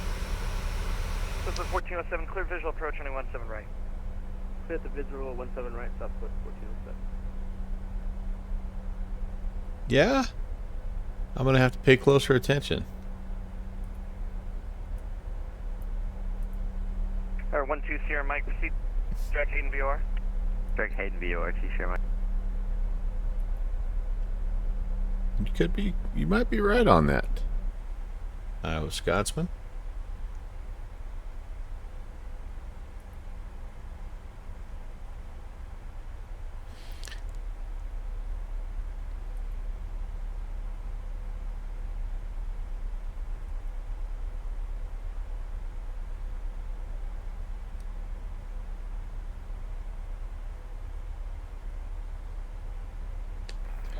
Alright, so down we go, and again we've got some speeds that we're not able to hit, but we're not going to be too worried about that if we...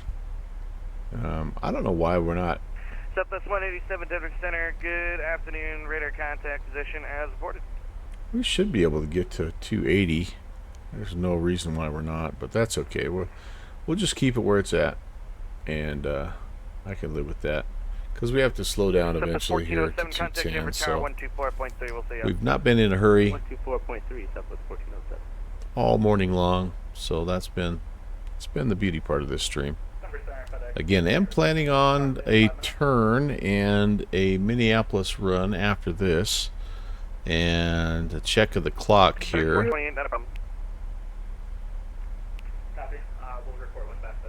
Ooh, boy. Boy, losing that hour and a half on the ground at Jackson Hole is kind of killing us. 20,000. Now we'll have to see how we do. I do have one thing I have to do before I go to Banana Wings 2245 work here this afternoon. Climb and maintain flight level 370 270, proceed direct, Garden City. Say again, Banana Wings 2245. Banana wings. Banana Wings 2245, Denver Center, good afternoon. Radar contact. You can climb, maintain flight level 370, and then proceed direct to the Gulf Charlie Kilo VOR.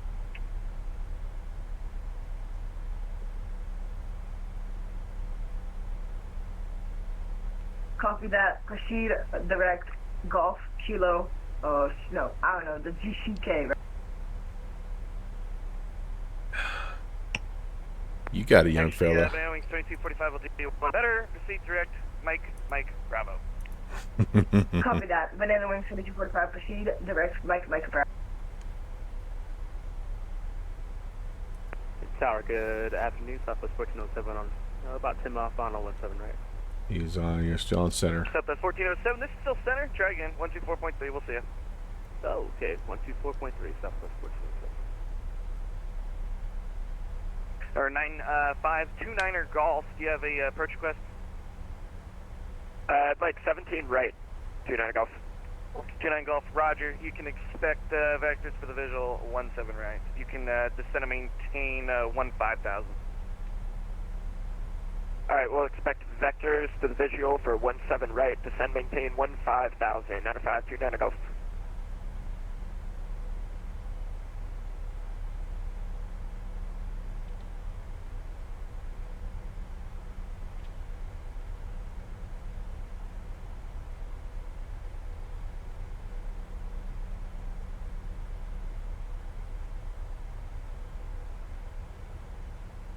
Yeah, sir.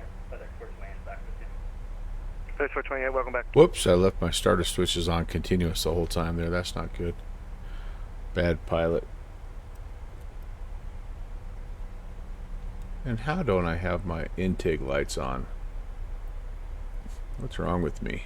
Come on.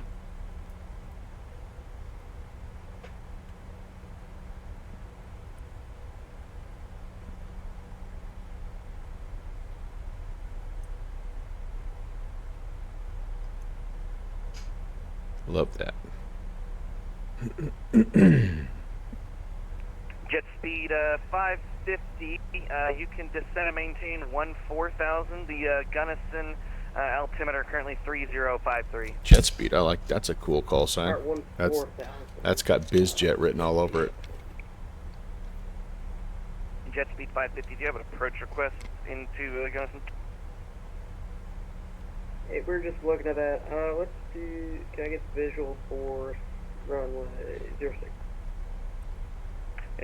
Jet speed 550. I can't give you a visual for a specific runway. However, I'll get you a visual for the airport here.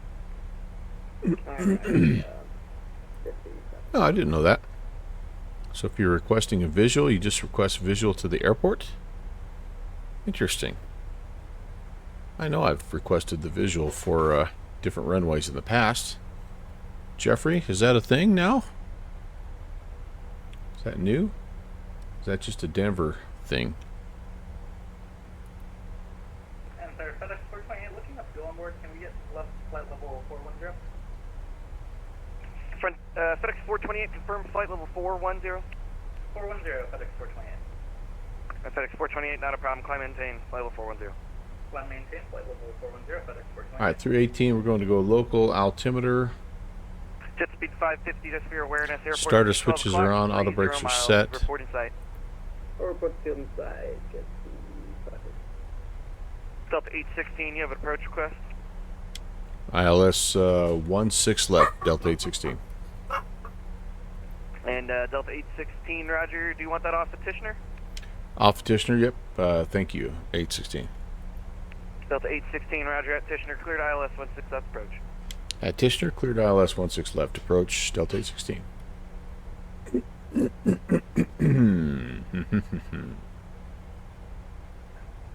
American 1552, we're in Texas. Yeah. Maybe it's just specific to that airport, though. Gunnison is up, kind of up in the mountains there. And perhaps it's also roger. a towered airfield And, Well, I don't know. 1552, That's interesting. Runway 17 left, taxi by Hotel Echo. Hotel Echo, American 1552.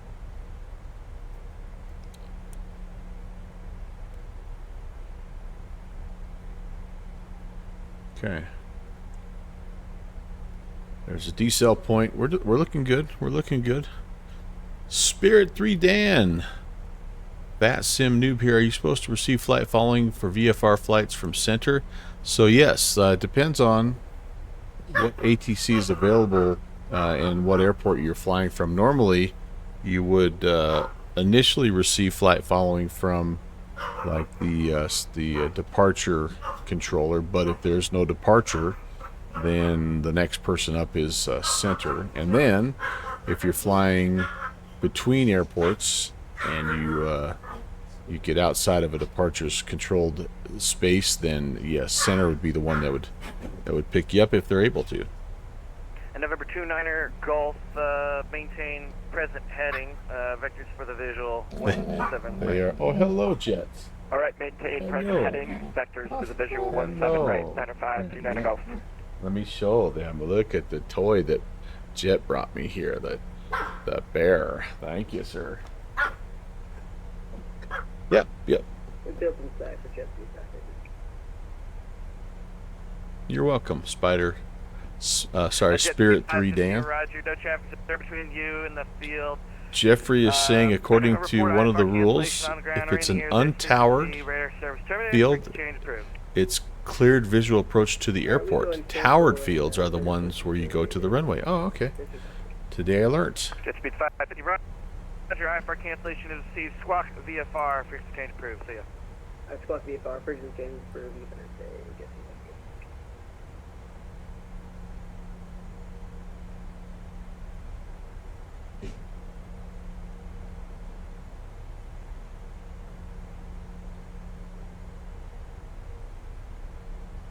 Yeah, 1138. Do you have an approach request? I guess either 1-6. Yeah, there's Tishner. We are cleared for the approach at Yeah, Tishner. okay, Roger. You can expect a visual for 1-6. And we are looking really good. Our altitude is set 7,000. That is where we expect to grab the glide slope.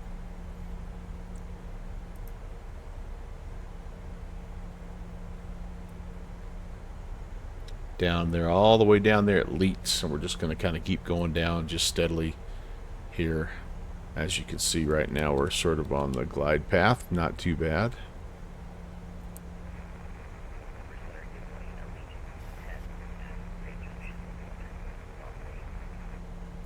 Just for clarity, flight following is optional for VFR. Yeah, exactly. Denver Center, Exactly. Good afternoon to you.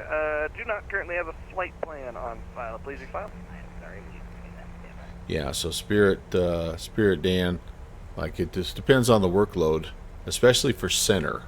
Like if it's like right now Denver Center, you know, they might be okay Monday morning, but they may tell you that they're unable as well. All right, speed's looking good. I'm going to go ahead and put some flaps out here. We'll go flaps 5. It's a little early. It's also optional IRL, yeah. But it's specifically what you're working on together with your cross-country nav stuff. Yeah, perfect. Yeah, so in that regard, I think it's, from what I understand, because I'm not a real-life pilot, but it's fairly consistent. The only difference just being like I said, if it's a towered airfield but doesn't have any ATC, then center kind of does double duty. That top-down approach there, but cool. Very good to know. 10, Roger. And what Jeffrey's really saying is, don't bother him with flight following. He ain't got no time. Ain't nobody got time for that. Just kidding, Jeffrey. Okay, American, making our turn here. I'm going to go ahead and arm the approach. Sorry, 1552. We're looking good. Walker 3972, descend at pilot discretion, maintain 6,000, the winner, altimeter 3015. Pilot discretion at 6,000 or 6, Yeah, 6,000 and 3015, once there. Okay, missed approach altitude. I'm going to go ahead and set that here as well. 7,000. 1552 on departure, fly runway heading, wind 16 at 5, running 17 left, clear for takeoff. Runway heading, clear takeoff, 17 left, American 1552. No, it's not 7,000. And November 29 Golf, send and maintain 13,000. It's 12,000. All right, 13,000, I'll hold off on setting missed approach altitude. And but I can set the missed approach course heading if I need it. It's 218.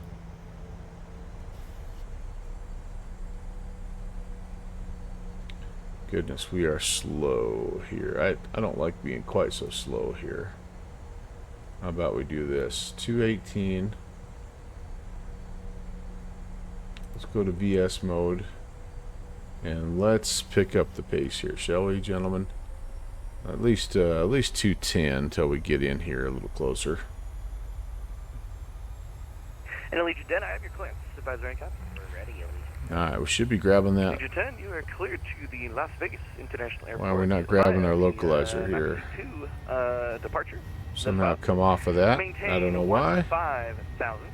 And expect flight level 340, 1 minutes after your departure. Departure will be with me, Squawk 3735. So a bit of a late turn, but we are on it. And I'm half tempted just to hand fly this ILS.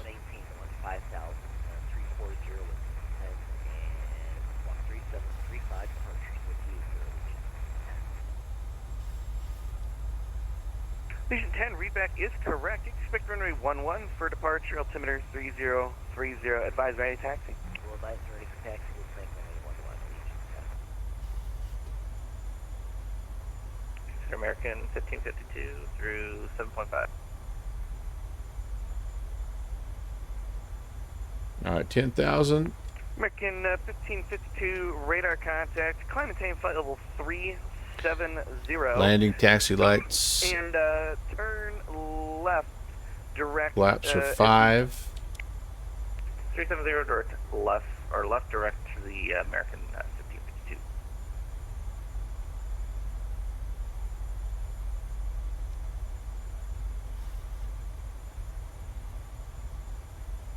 Denver Center, good morning. Southwest 220 with you through 10,000, climbing via.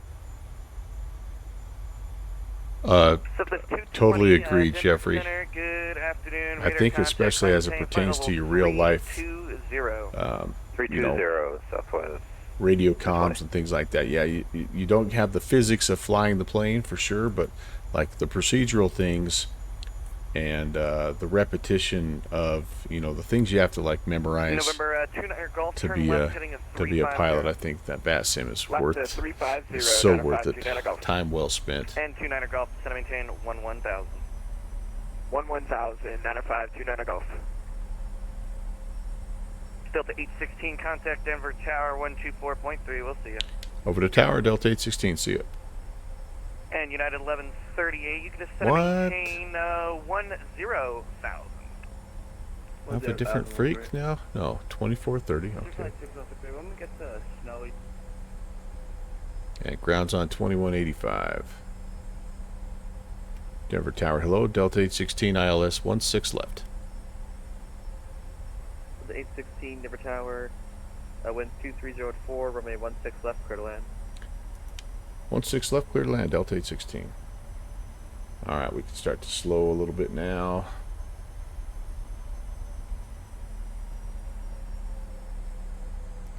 We are still below the glide slope just a little bit here. I actually could probably just level out and grab it, but I think we'll just keep kind of going down. Actually, you know what I think we're going to do?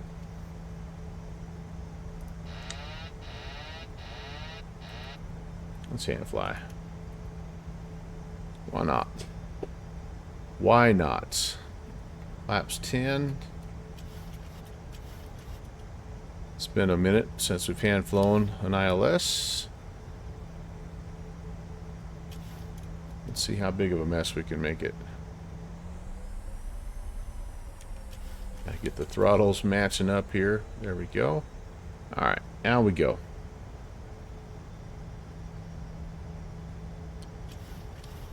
still a little bit low.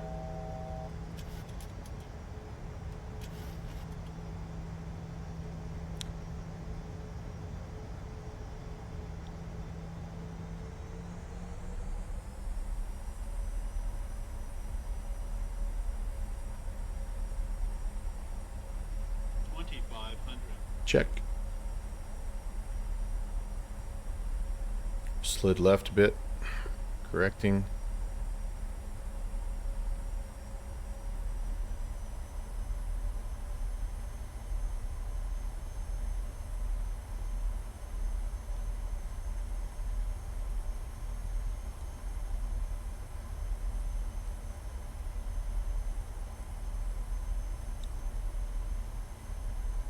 Need to add some more flaps to get configured here.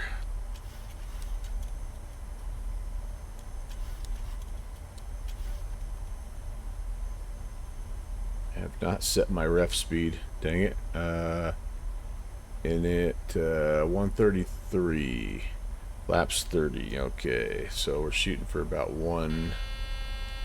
Alright, yep. Gear horn warning. So we'll shoot for 140, just a nice round number. Flaps 30 coming in. There's flaps 25.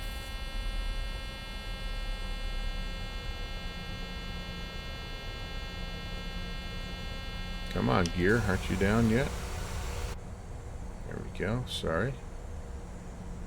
And flaps 30. Alright. We are configured. 1,000. Check. Here comes 140. Here comes our approach speed. Okay. I don't mind that power setting right there. Now let's see if we can get back on the glide. Yep, yep, yep. I knew you were gonna remind me, Betty. You can really see I'm way out of practice, guys. Holy cow. Super low there. 500. A little bit left also. 400. Slow. Yeah, really sloppy.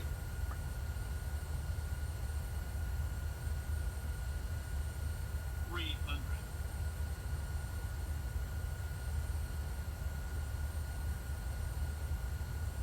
200.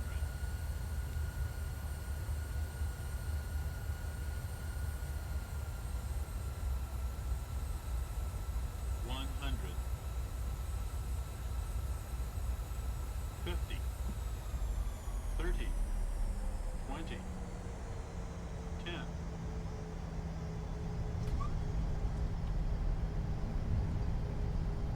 I'm going to just let it roll on down because we got a ways to go here. Let the auto brakes kind of take it. We won't take this one, we'll take the next one.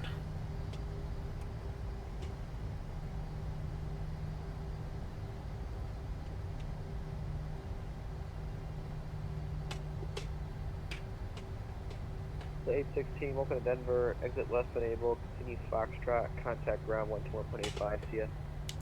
Left hand exit and over to Foxtrot, then contact ground, Delta 816. Alright, let's clean up the flaps. Pretty sloppy. Pretty sloppy, but fun. Okay, we're gonna be on Foxtrot right here, I believe.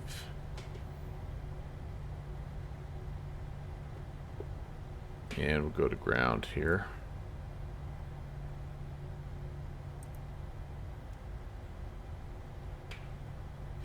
Ground hello, Delta 816 on Foxtrot.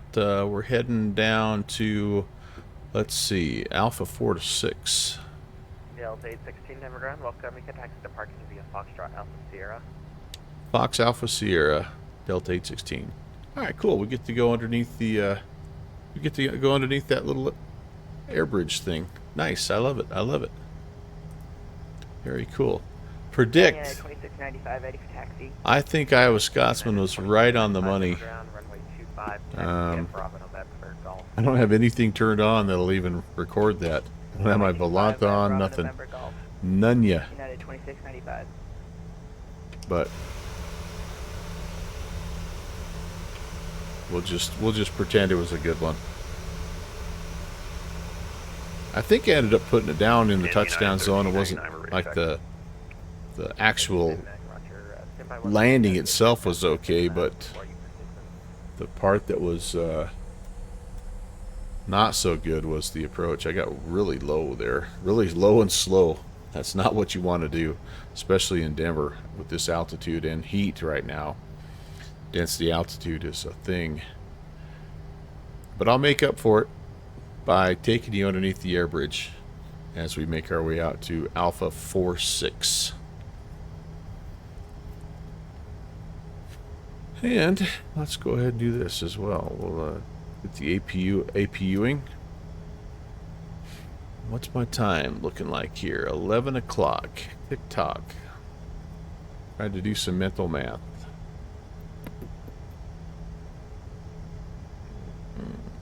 I know. For shame, for shame. I tried, but it was updating and updating and updating, and finally after about 10 minutes I'm like, nope, I'm going to just close you down and not worry about it. 2694, Roger, stand by.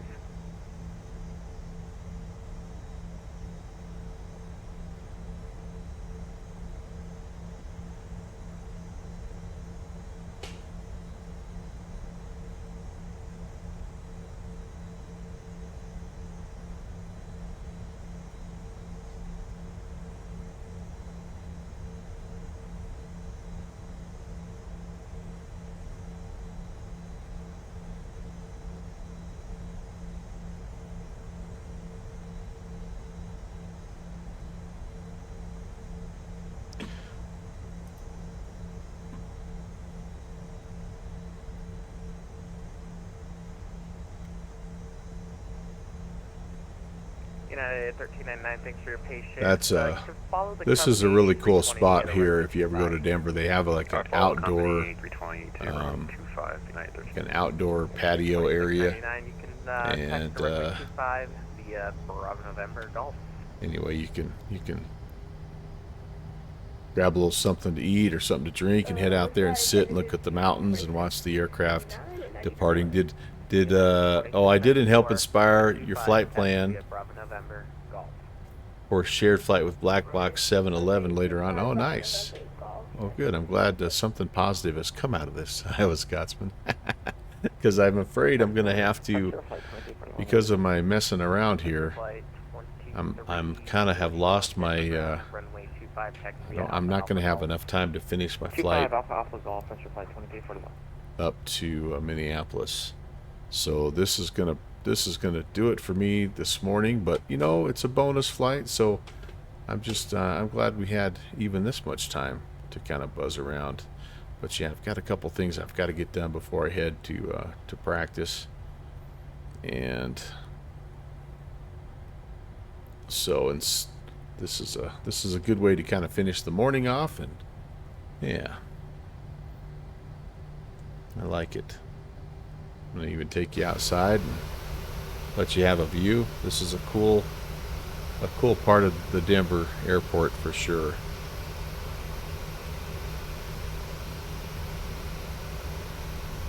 Jackson Hole to Colorado Springs. That'll be an awesome flight. What aircraft?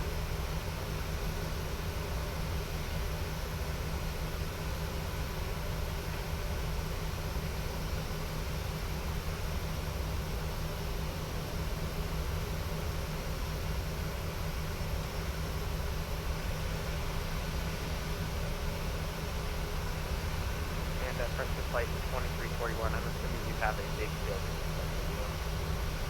Affirmative. You still got it. Yeah, Flight 2341, Roger, that's no problem. Are you able to make a 180 on Looks like I blew my tire. We could try our best. As rough as that is. Alright, Flight 2341.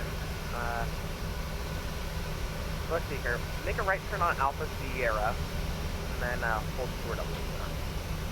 Alright, we'll make right turn Alpha Sierra, and then make sure that's Lima, 7592.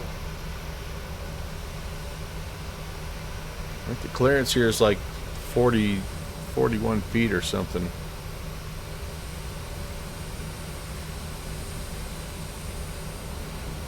I think we've got it. There are some aircraft that cannot make it. Oh, we even got somebody's heading the other way. Uh-oh. What are you doing, dude? What are you doing? Brother man. I'm taxiing the 42 feet.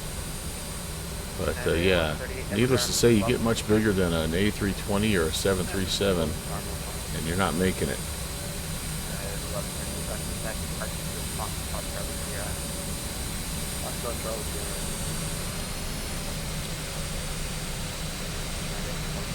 What's up, my dude?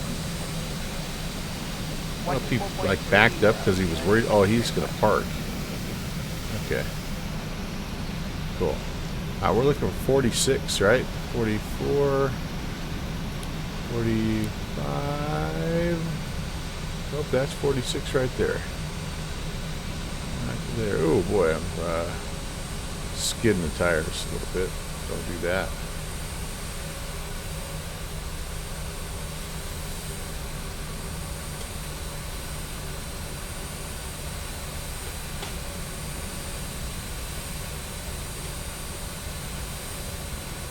Try to get it under control here. Brakes are a little grabby.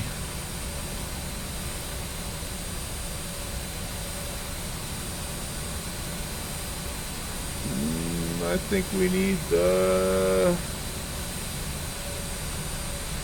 third one in.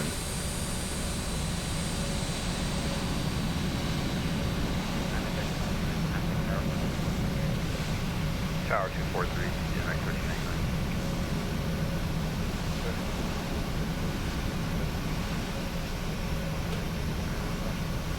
Actually, there's a 1523, let's see here, runway 25, correct, runway 8, That'll work. We had some, oh, that guy just had to turn around is what happened. Alright, I got you. I got you. Okay, let's hop back in, and we'll kind of get things shut down here. So I probably didn't need to start the APU, but that's alright. We'll go to APU power to finish things off here. Contact tower 124.3. APU packs coming on here. Come off the gens. Yaw damper can come off. All I need is one of those. That can come off.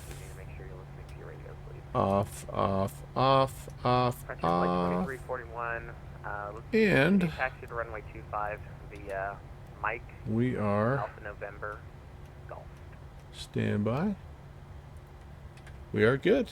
We are good. Mike, You're thinking the Alpha A320 Golf, most likely, 55. unless he wants to do one of the others. Ah, very good. Yeah, that'll be a really fun flight. Let me give you some. Let's do some plane spotting here, you guys, while I kind of close up shop.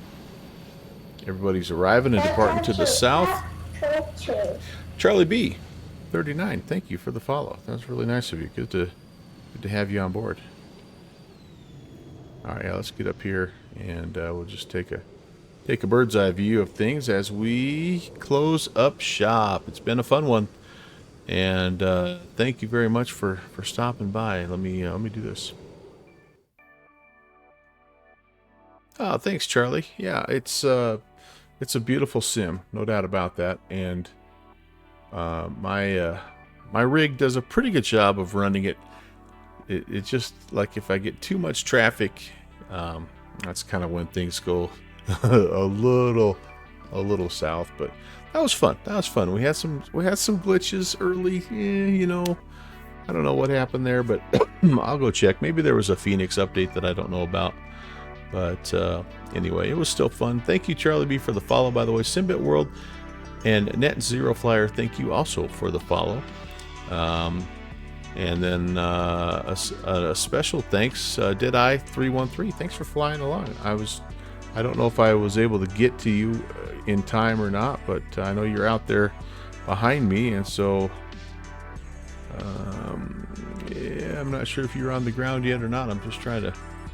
I think you might already be down, yeah, because you were right behind me. But thanks for flying along, and then everybody else, thanks for coming in. JPC, I'm very sorry that the Airbus didn't pan out, but I'll try to get an Airbus stream ASAP. Maybe next Saturday will be a good time to try the Airbus again as well. Jeffrey, good hanging out with you. Iowa Scotsman, at you as well. I know we had a bunch of our usual people in here getting distracted from work. M. Stein was here. Pilot Feedy was here. AvGeek was here. We had, let's see. We had, I'm going to try to scroll up here a little bit. Of course, Iowa Scotsman. Subsonic Flight was here. We hadn't heard from Subsonic in a while. It was great to see you, my friend. And who else? I'm about to the top here. I Like Pandas was here as well. And oh man, I'm going to miss a few of you, but good fixins. I know you checked in earlier as well. But if I didn't mention you, it's not because I didn't appreciate you being here, because I did. But thank you again for hanging out. Thanks for your patience at the beginning of that stream. It was just kind of one of those deals. Anyway, I hope you have a good remainder of your Monday. If you're in the States, happy Labor Day, and enjoy your holiday. Kind of the end of summer, kind of wrapping things up. So get out and do something fun outside. Spend some time with friends and family. I will be back Saturday. I have no idea what the plan is. I'm just going to figure out, kind of, again, based on ATC and how I feel after. It'll be another long day on Friday, so I'll be home late again, and we'll see what's left of me on Saturday. But I'm leaning towards an A320, kind of a redo flight. So we'll see. Maybe I'll hop in something even simpler than that. But all right, let's keep the VATSIM love, or the Twitch love, going, I should say. We've got we got some really good choices here, you guys. Let's I have not rated Arch NDA for a little while. Let's go say hey to Arch. He's doing a little 319 action, and good, very knowledgeable dude, entertaining streamer. You'll enjoy his stuff if you're not already over there. But I'll get that set up and I'll meet you over there. But until next Saturday, have a good rest of your Monday. We'll see you as soon as possible. I'll let you know the details on the flight as well as soon as I kind of have them laid out. But we'll see you. God bless.